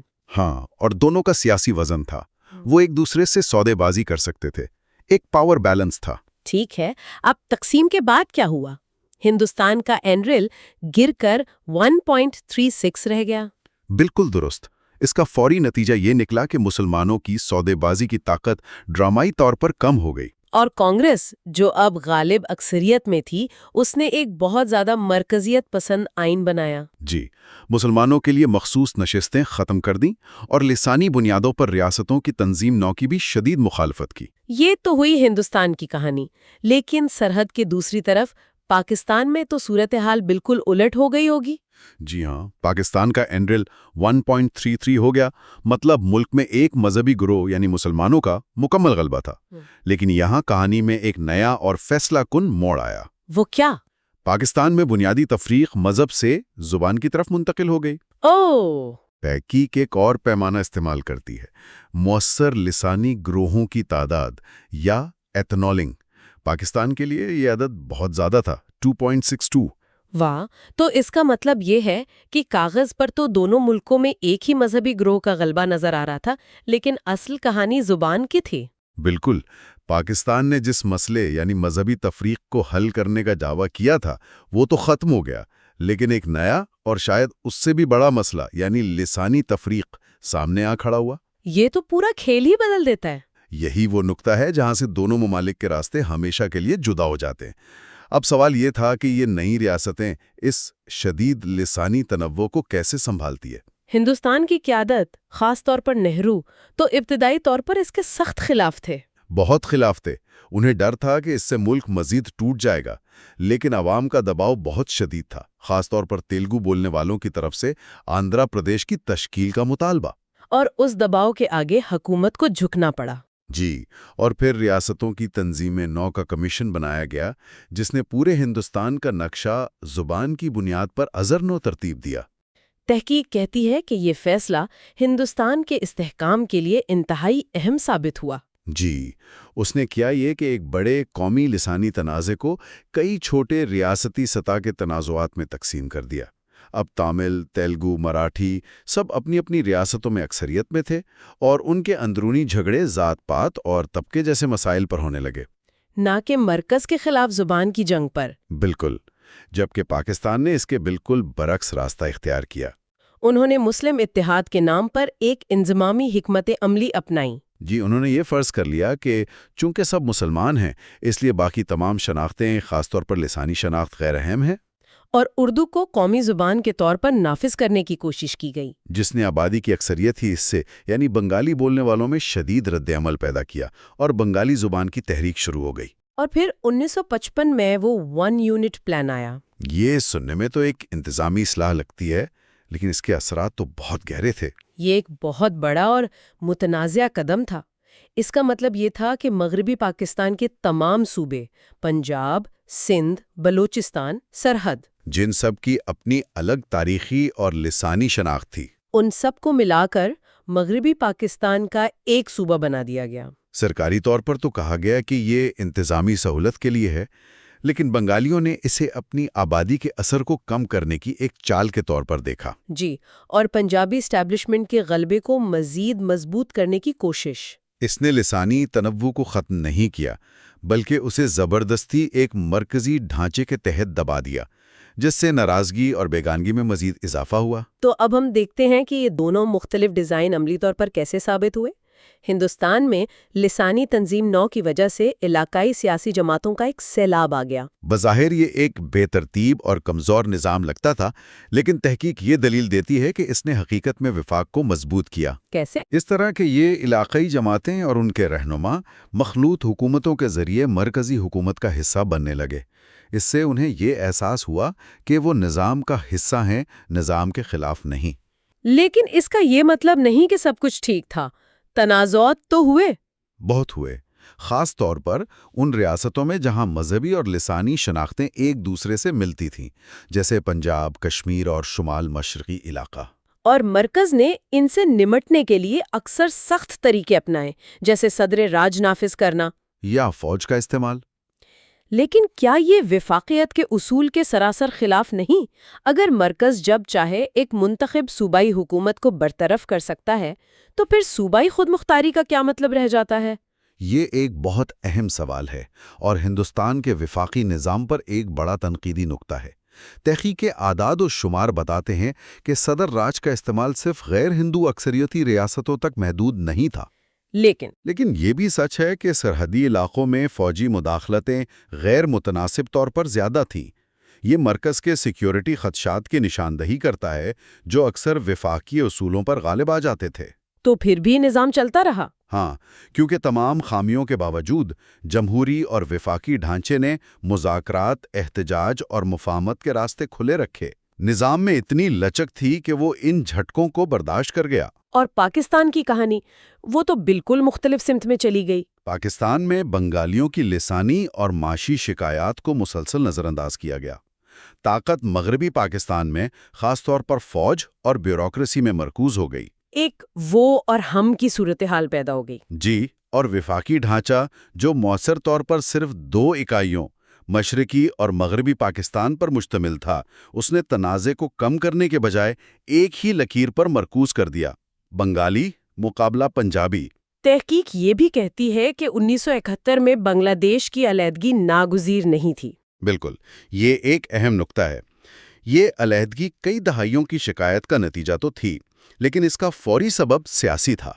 یہ 1970 کے انتخابات میں عوامی لیگ کی واضح فتح کے جمہوری مینڈیٹ کو تسلیم کرنے سے انکار، اور اس کے بعد ایک وحشیانہ فوجی کریک ڈاؤن کا براہ راست نتیجہ تھا۔ جی، یہاں وفاقی ڈھانچہ ناکام ہو گیا کیونکہ اس میں اختلاف رائے کو جمہوری طریقے سے حل کرنے کی کوئی گنجائش ہی نہیں چھوڑی گئی تھی۔ اور 1971 کے بعد باقی ماندہ پاکستان بھی اپنے 4 صوبوں کے ساتھ مسلسل جدوجہد کرتا رہا۔ جی، پنجاب کے غلبے کا تاثر ختم نہیں ہوا اور اس نے وسائل کی تقسیم جیسے NFC ایوارڈ اور صوبائی خود مختاری پر ایک مستقل تناؤ کی کیفیت پیدا کر دی۔ تو خلاصہ یہ ہے کہ وفاقیت کوئی جادوئی چھڑی نہیں ہے کہ آپ نے آئین میں لکھ دیا اور سب ٹھیک ہو گیا۔ نہیں، بالکل نہیں۔ اس کی کامیابی اس کے ڈیزائن پر منحصر ہے۔ ہندوستان کا پیچیدہ، کثیر الاکائیوں پر مشتمل اور لسانی بنیادوں پر استوار وفاق اپنی تمام تر خامیوں کے باوجود زیادہ لچکدار ثابت ہوا۔ ایک تنازع پورے ملک پر حاوی نہیں ہو سکا۔ جبکہ پاکستان کا زیادہ مرکزیت پسند اور انضمامی ماڈل، جس نے ایک واحد مذہبی شناخت کے حق میں دیگر تمام لسانی اور علاقائی شناختوں کو دبانے کی کوشش کی، بالآخر ناکام ہو گیا۔ اس نے طاقت کو مؤثر طریقے سے ایک نسلی گروہ میں مرکوز کر دیا اور چھوٹے صوبوں کے سیاسی اور معاشی تنازعات کو قومی سلامتی اور وجودی بحرانوں میں بدل دیا۔ تو کلیدی سبق یہ نکلتا ہے کہ متنوع ریاستوں میں استحکام کے لیے تنوع کو ایک خطرہ سمجھ کر مٹانے کی کوشش نہیں کرنی چاہیے، بلکہ اسے تسلیم کرنا اور اسے ادارہ جاتی طور پر جگہ دینا، یعنی اسے نظام کا حصہ بنانا بہت ضروری ہے۔ یہ تحقیق ہمیں تاریخ کے ان اسباق کے ساتھ چھوڑ جاتی ہے، لیکن یہ ہمیں آج کے بارے میں سوچنے پر بھی مجبور کرتی ہے۔ اسی تاریخ کو ذہن میں رکھتے ہوئے کسی ریاست کے لیے اس کا کیا مطلب ہوتا ہے جب ترقی، جیسے کہ ایک نئی بندرگاہ کی تعمیر یا ایک بڑا ڈیم، کو قومی پیش رفت کے بجائے ایک نسلی گروہ کی طرف سے دوسرے پر غلبہ حاصل کرنے کے ایک آلے کے طور پر دیکھا جانے لگے؟ یہ ایک بہت گہرا سوال ہے۔ وفاقی ڈھانچوں کو آج کیسے ڈیزائن کیا جا سکتا ہے تاکہ یہ یقینی بنایا جا سکے کہ معاشی ترقی کسی ملک کو اس کی تقسیم کو مزید گہرا کرنے کے بجائے حقیقت میں متحد کرے؟ ہندوستان اور پاکستان جیسے ملک جہاں زبان، مذہب، ثقافت کی اتنی گہری لکیریں ہیں، وہ آخر خود کو ایک قوم کے طور پر جوڑ کر رکھتے کیسے ہیں؟ جی، یہ ایک بہت بڑا سوال ہے۔ کیا اس کا کوئی خفیہ فارمولا ہے یا یہ بس وقت اور حالات کا کھیل ہے؟ شاید دونوں کا تھوڑا تھوڑا حصہ ہے۔ آج ہم ایک ایسی ہی علمی تحقیق کا گہرائی سے جائزہ لے رہے ہیں جو آزادی کے بعد سے ان دونوں ممالک کے وفاقی ڈھانچے کا موازنہ کرتی ہے۔ اور یہ بہت دلچسپ موازنہ ہے۔ ہمارا مقصد اس تحقیق کے مرکزی دلائل کو سمجھنا ہے۔ ہم یہ جاننے کی کوشش کریں گے کہ ہندوستان کا وفاقی نظام تمام تر مشکلات کے باوجود ملک کو جوڑنے میں زیادہ تر کامیاب کیوں رہا، جبکہ پاکستان کا ابتدائی ماڈل وہ آخرکار ملک کے ٹوٹنے کا سبب کیوں بنا۔ بالکل، ہم یہ دیکھیں گے کہ اداروں کا ڈیزائن، یعنی جو کھیل کے اصول ہوتے ہیں، وہ کس طرح نسلی تناؤ کو سنبھال سکتے ہیں یا پھر اسے مزید بگاڑ سکتے ہیں۔ صحیح۔ تو چلیں اس کی تہ میں اترتے ہیں۔ سب سے پہلے بنیادی تصور کو سمجھتے ہیں۔ جی، یہ تحقیق کہتی ہے کہ وفاقیت یعنی فیڈرلزم صرف حکومت چلانے کا ایک طریقہ نہیں ہے، نہیں، بالکل نہیں، بلکہ یہ معاشرتی تنوع کو سنبھالنے کا ایک بہت اہم آلہ ہے۔ جی، اس کا مقصد ہی یہی ہوتا ہے کہ مختلف گروہوں کو ایک ہی ملک کے اندر رہتے ہوئے اپنی شناخت، اپنی زبان، اپنی ثقافت کے تحفظ کا احساس ہو، انہیں خود مختاری ملے۔ لیکن یہاں ایک دلچسپ نقطہ بھی ہے جو مصنف اٹھاتا ہے۔ جی، اور وہ بہت اہم ہے۔ ایک طرف تو یہ خود مختاری ہے، لیکن دوسری طرف کچھ ماہرین کہتے ہیں کہ یہی خود مختاری نسلی گروہوں کو ایک مضبوط سیاسی بنیاد دے کر علیحدگی کے مطالبات کو مزید ہوا دے سکتی ہے۔ بالکل، یعنی جس چیز کو آپ علاج سمجھ رہے ہیں وہی بیماری کو بڑھا سکتی ہے۔ تو کیا یہ ایک دو دھاری تلوار ہے؟ ایک طرح سے، لیکن مصنف کا استدلال یہ ہے کہ معاملہ اتنا سیدھا نہیں۔ اصل سوال یہ نہیں کہ وفاقیت ہو یا نہ ہو، بلکہ یہ ہے کہ اس کا ڈیزائن کیسا ہے۔ یعنی اصل کھیل ڈیزائن کا ہے۔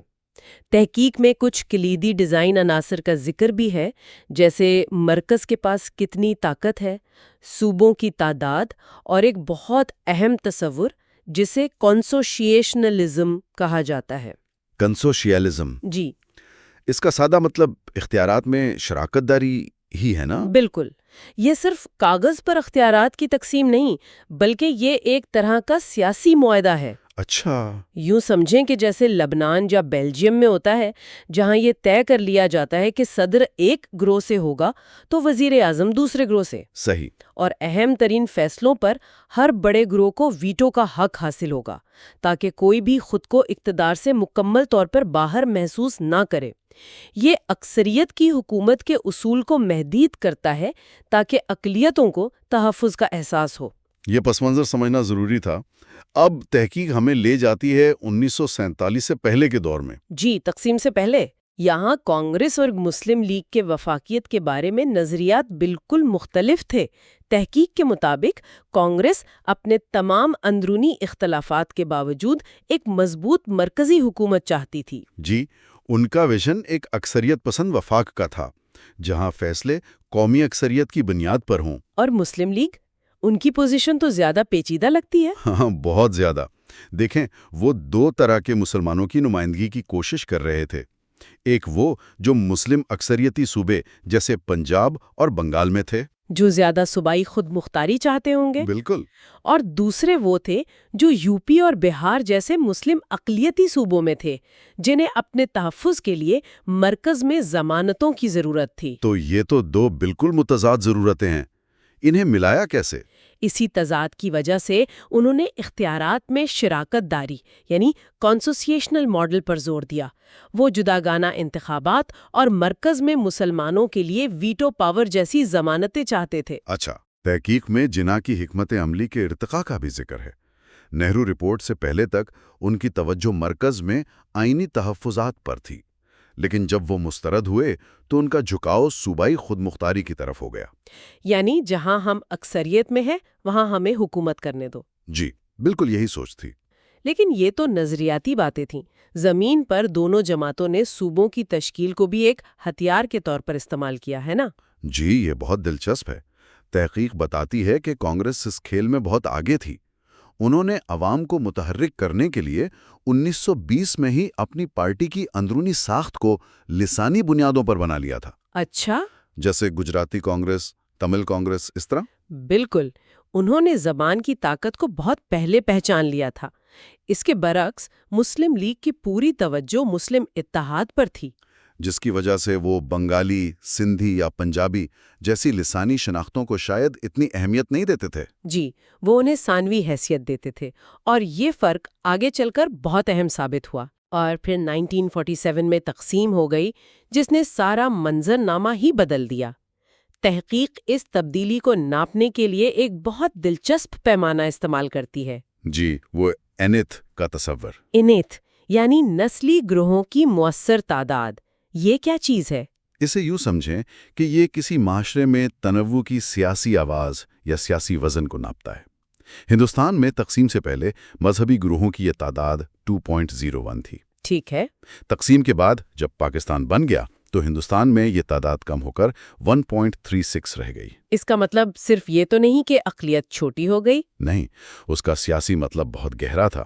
اس کا مطلب تھا کہ آئین ساز اسمبلی میں مسلم لیگ کی عدم موجودگی میں ایک اکثریتی نظام بنانے کی سیاسی قیمت تقریباً 0 ہو گئی تھی۔ اچھا، یعنی جو رعایتیں جیسے جداگانہ انتخابات پہلے سیاسی بقا کے لیے ضروری سمجھی جاتی تھیں، اب وہ ایک کمزور اقلیت کے لیے غیر ضروری لگنے لگیں۔ بالکل، مصنف کا استدلال ہے کہ اسی ایک آبادیاتی تبدیلی نے ہندوستانی آئین کا رخ موڑ دیا۔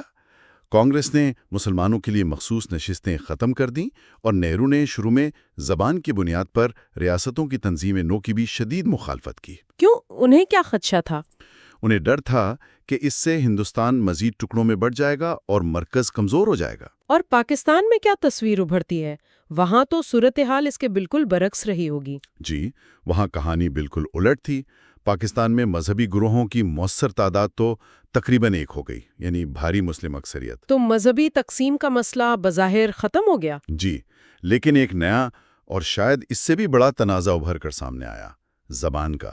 پاکستان کی لسانی گروہوں کی مؤثر تعداد بہت زیادہ تھی، اور سب سے بڑی حقیقت یہ تھی کہ بنگالی ملک کی کل آبادی کا 50% سے زیادہ تھے۔ لیکن طاقت کا مرکز تو مغربی پاکستان میں تھا۔ بالکل، دارالحکومت، فوج، بیوروکریسی سب مغربی پاکستان میں مرکوز تھے۔ اس نئی حقیقت پر پاکستان کی قیادت نے کیا رد عمل دکھایا؟ تحقیق کے مطابق انہوں نے تنوع کو تسلیم کرنے کے بجائے ایک متحدہ مرکزی قومی شناخت پر زور دیا، جس کی بنیاد مذہب اور اردو زبان پر رکھی گئی۔ اور اس کا سب سے بڑا عملی مظاہرہ 1 یونٹ پلان تھا؟ جی، جس کے تحت مغربی پاکستان کے تمام صوبوں کو ملا کر ایک صوبہ بنا دیا گیا۔ اس کا سرکاری جواز تو انتظامی اصلاحات تھا، لیکن اس کا اصل سیاسی نتیجہ یہ نکلا کہ اس نے ملک کو 2 حصوں میں بانٹ دیا، ایک پنجابی اکثریتی مغربی ونگ اور ایک بنگالی اکثریتی مشرقی ونگ۔ اس نے تو ایک براہ راست تصادم کی صورتحال پیدا کر دی ہوگی۔ جی، ایک صفر رقم زیرو سم تنازع، جہاں ایک کی جیت دوسرے کی ہار تھی۔ تو اس سب کا نتیجہ کیا نکلا؟ ہندوستان میں تو لسانی ریاستوں کا مطالبہ زور پکڑ رہا تھا، نہرو اس کے خلاف تھے، تو پھر کیا ہوا؟ ہندوستان میں یہ دباؤ ناقابل برداشت ہو گیا۔ تحقیق بتاتی ہے کہ آندھرا پردیش میں ایک پرتشدد تحریک اور ایک رہنما کی بھوک ہڑتال سے موت کے بعد نہرو کو ہچکچاتے ہوئے یہ مطالبہ ماننا پڑا۔ اور اس کے بعد 1956 میں اسٹیٹس ری آرگنائزیشن کمیشن نے پورے ہندوستان کا نقشہ ہی زبان کی بنیاد پر دوبارہ ترتیب دے دیا۔ لیکن کیا اس سے وہ خوف سچ ثابت نہیں ہوا کہ ملک ٹوٹ جائے گا؟ حیرت انگیز طور پر نہیں۔ مصنف کا ترک ہے کہ لسانی ریاستوں نے دراصل ہندوستان کو مستحکم کیا۔ اچھا، یہ تو بہت عجیب بات ہے۔ وہ کیسے؟ اس نے سیاسی مقابلے کو مرکز بمقابلے صوبے کی لڑائی سے ہٹا کر ریاستوں کے اندر منتقل کر دیا۔ اب تمل ناڈو میں مقابلہ ذات پات اور طبقے کی بنیاد پر ہونے لگا، نہ کہ تمل قوم پرستی کی بنیاد پر دہلی کے خلاف۔ مطلب اس نے ایک بڑی بغاوت کو کئی چھوٹی لڑائیوں میں تقسیم کر دیا۔ بالکل، اس نے مختلف شناختی تفریق یعنی کراس کٹنگ کلیویجز پیدا کی۔ لیکن یہ ماڈل ہر جگہ تو کامیاب نہیں ہوا ہوگا۔ تحقیق ہندوستان کی کمزوریوں کی طرف بھی اشارہ کرتی ہے، خاص طور پر پنجاب اور کشمیر میں۔ وہاں کیا مختلف تھا؟ وہاں یہ فرق تھا کہ زبان اور مذہب ایک دوسرے سے جڑ گئے تھے۔ پنجاب میں پنجابی زبان سکھ شناخت کے ساتھ اور کشمیر میں مذہب ایک الگ شناخت کے ساتھ۔ اچھا، ان غیر ہندو اکثریتی ریاستوں میں جہاں علیحدگی کا خوف زیادہ تھا، مرکزی حکومت کی پالیسیاں بہت سخت رہیں۔ تحقیق کے اعداد و شمار بتاتے ہیں کہ ان ریاستوں میں طاقت کا غیر متناسب استعمال ہوا، بار بار صدر راج نافذ کیا گیا، جس نے شدید عدم استحکام اور علیحدگی پسند تحریکوں کو جنم دیا۔ جی، تو ہندوستان کا ماڈل وہاں ناکام ہوا جہاں شناختی لکیریں ایک دوسرے کو کاٹنے کے بجائے ایک دوسرے کے اوپر آ گئیں۔ اور پاکستان کی کہانی؟ وہ تو ایک المناک تضاد ہے۔ وہاں بنگالی شناخت کو تسلیم نہ کرنے کے کیا نتائج نکلے؟ تحقیق واضح کرتی ہے کہ یہ صرف زبان کا مسئلہ نہیں تھا، یہ طاقت اور نمائندگی کا مسئلہ تھا۔ بنگالیوں کو معیشت، فوج، بیوروکریسی جیسے طاقتور اداروں میں مناسب نمائندگی نہیں دی گئی۔ ان کی آبادیاتی اکثریت کو سیاسی طاقت میں تبدیل ہونے سے روکا گیا۔ بالکل، اور 1970 کے انتخابات اس کہانی کا کلائمیکس تھے۔ عوامی لیگ نے پورے پاکستان میں واضح اکثریت حاصل کی، لیکن مغربی پاکستان کے فوجی اور سیاسی ایلیٹ نے انہیں اقتدار منتقل کرنے سے انکار کر دیا۔ اور وہ آخری تنکا ثابت ہوا۔ جی، اور اس نے علیحدگی کی تحریک کو خانہ جنگی میں بدل دیا۔ کیا 1971 میں بنگلہ دیش بننے کے بعد پاکستان نے اپنے وفاقی ڈھانچے میں کوئی سبق سیکھا؟ مصنف کا کہنا ہے کہ مسائل اب بھی موجود ہیں۔ 1971 کے بعد کے پاکستان میں بھی صرف 4 بڑے صوبے ہیں اور آبادی کے لحاظ سے پنجاب کا غلبہ واضح ہے، جس کی وجہ سے وسائل کی تقسیم اور پنجابی غلبے کا تاثر مسلسل سیاسی تناؤ کا باعث بنتا ہے۔ جی، خاص طور پر NFC ایوارڈ کے حوالے سے۔ تو آخر میں سارے تجزیے سے سب سے بڑی ستم ظریفی کیا سامنے آتی ہے؟ یہی کہ جس چیز سے ہندوستان کے رہنما سب سے زیادہ ڈرتے تھے، یعنی زبان کی بنیاد پر ریاستیں بنانا، وہی ملک کو جوڑنے والا ایک اہم عنصر بن گیا۔ اور پاکستان نے جس چیز کو اتحاد کی سب سے بڑی علامت بنایا، ایک مذہب، ایک زبان، وہی نظریہ بالآخر اس کے ٹوٹنے کی وجہ بن گیا۔ جی، یہ اتحاد مسلط کرنے کی کوشش کا ایک المناک نتیجہ تھا۔ تو اس تحقیق کا مرکزی خیال یہ ہے کہ وفاقی ڈیزائن کوئی معمولی ٹیکنیکل تفصیل نہیں ہے، بلکہ یہ ریاست کے اپنے معاشرے کو دیکھنے کے نظریے کا عکاس ہے۔ بالکل۔ ہندوستان کا ہچکچاہٹ بھرا، پیچیدہ لیکن بالآخر لسانی تنوع کو جگہ دینے کا فیصلہ ملک کو متحد رکھنے میں مددگار ثابت ہوا، بھلے وہ مذہبی اقلیتوں کے معاملے میں اکثر ناکام رہا۔ جبکہ پاکستان کا ایک مسلط کردہ واحد شناخت پر اصرار اس کے اپنے ہی وجود کے لیے خطرہ بن گیا۔ اس پر ایک آخری سوچ انگیز نکتہ، یہ تحقیق ریاستی ڈیزائن اور اداروں پر مرکوز ہے جو 20ویں صدی کے ماڈل ہیں۔ جی، لیکن یہ ہمیں یہ سوچنے پر مجبور کرتی ہے کہ آج عالمگیر شناختوں اور ڈیجیٹل کمیونیکیشن کے دور میں کیا یہ اوپر سے نافذ کردہ ادارہ جاتی انتظامات اب بھی نسلی تنوع کو سنبھالنے کا سب سے مؤثر ذریعہ ہو سکتے ہیں؟ یہ ایک بہت اہم سوال ہے۔ شاید شناخت کی سیاست کی نئی شکلیں جو آن لائن کمیونٹیز اور عالمی تحریکوں سے جنم لے رہی ہیں، ان کے لیے مکمل طور پر نئے حل کی ضرورت ہے جو صرف صوبائی نقشوں کو دوبارہ ترتیب دینے سے کہیں آگے ہوں۔ اگر آپ کو ماضی کے ان سچوں کو کھوجنے کی ہماری کوشش پسند آئی تو اس ویڈیو کو لائک اور شیئر ضرور کریں تاکہ ہم مل کر سیکھنے کا یہ سفر جاری رکھ سکیں۔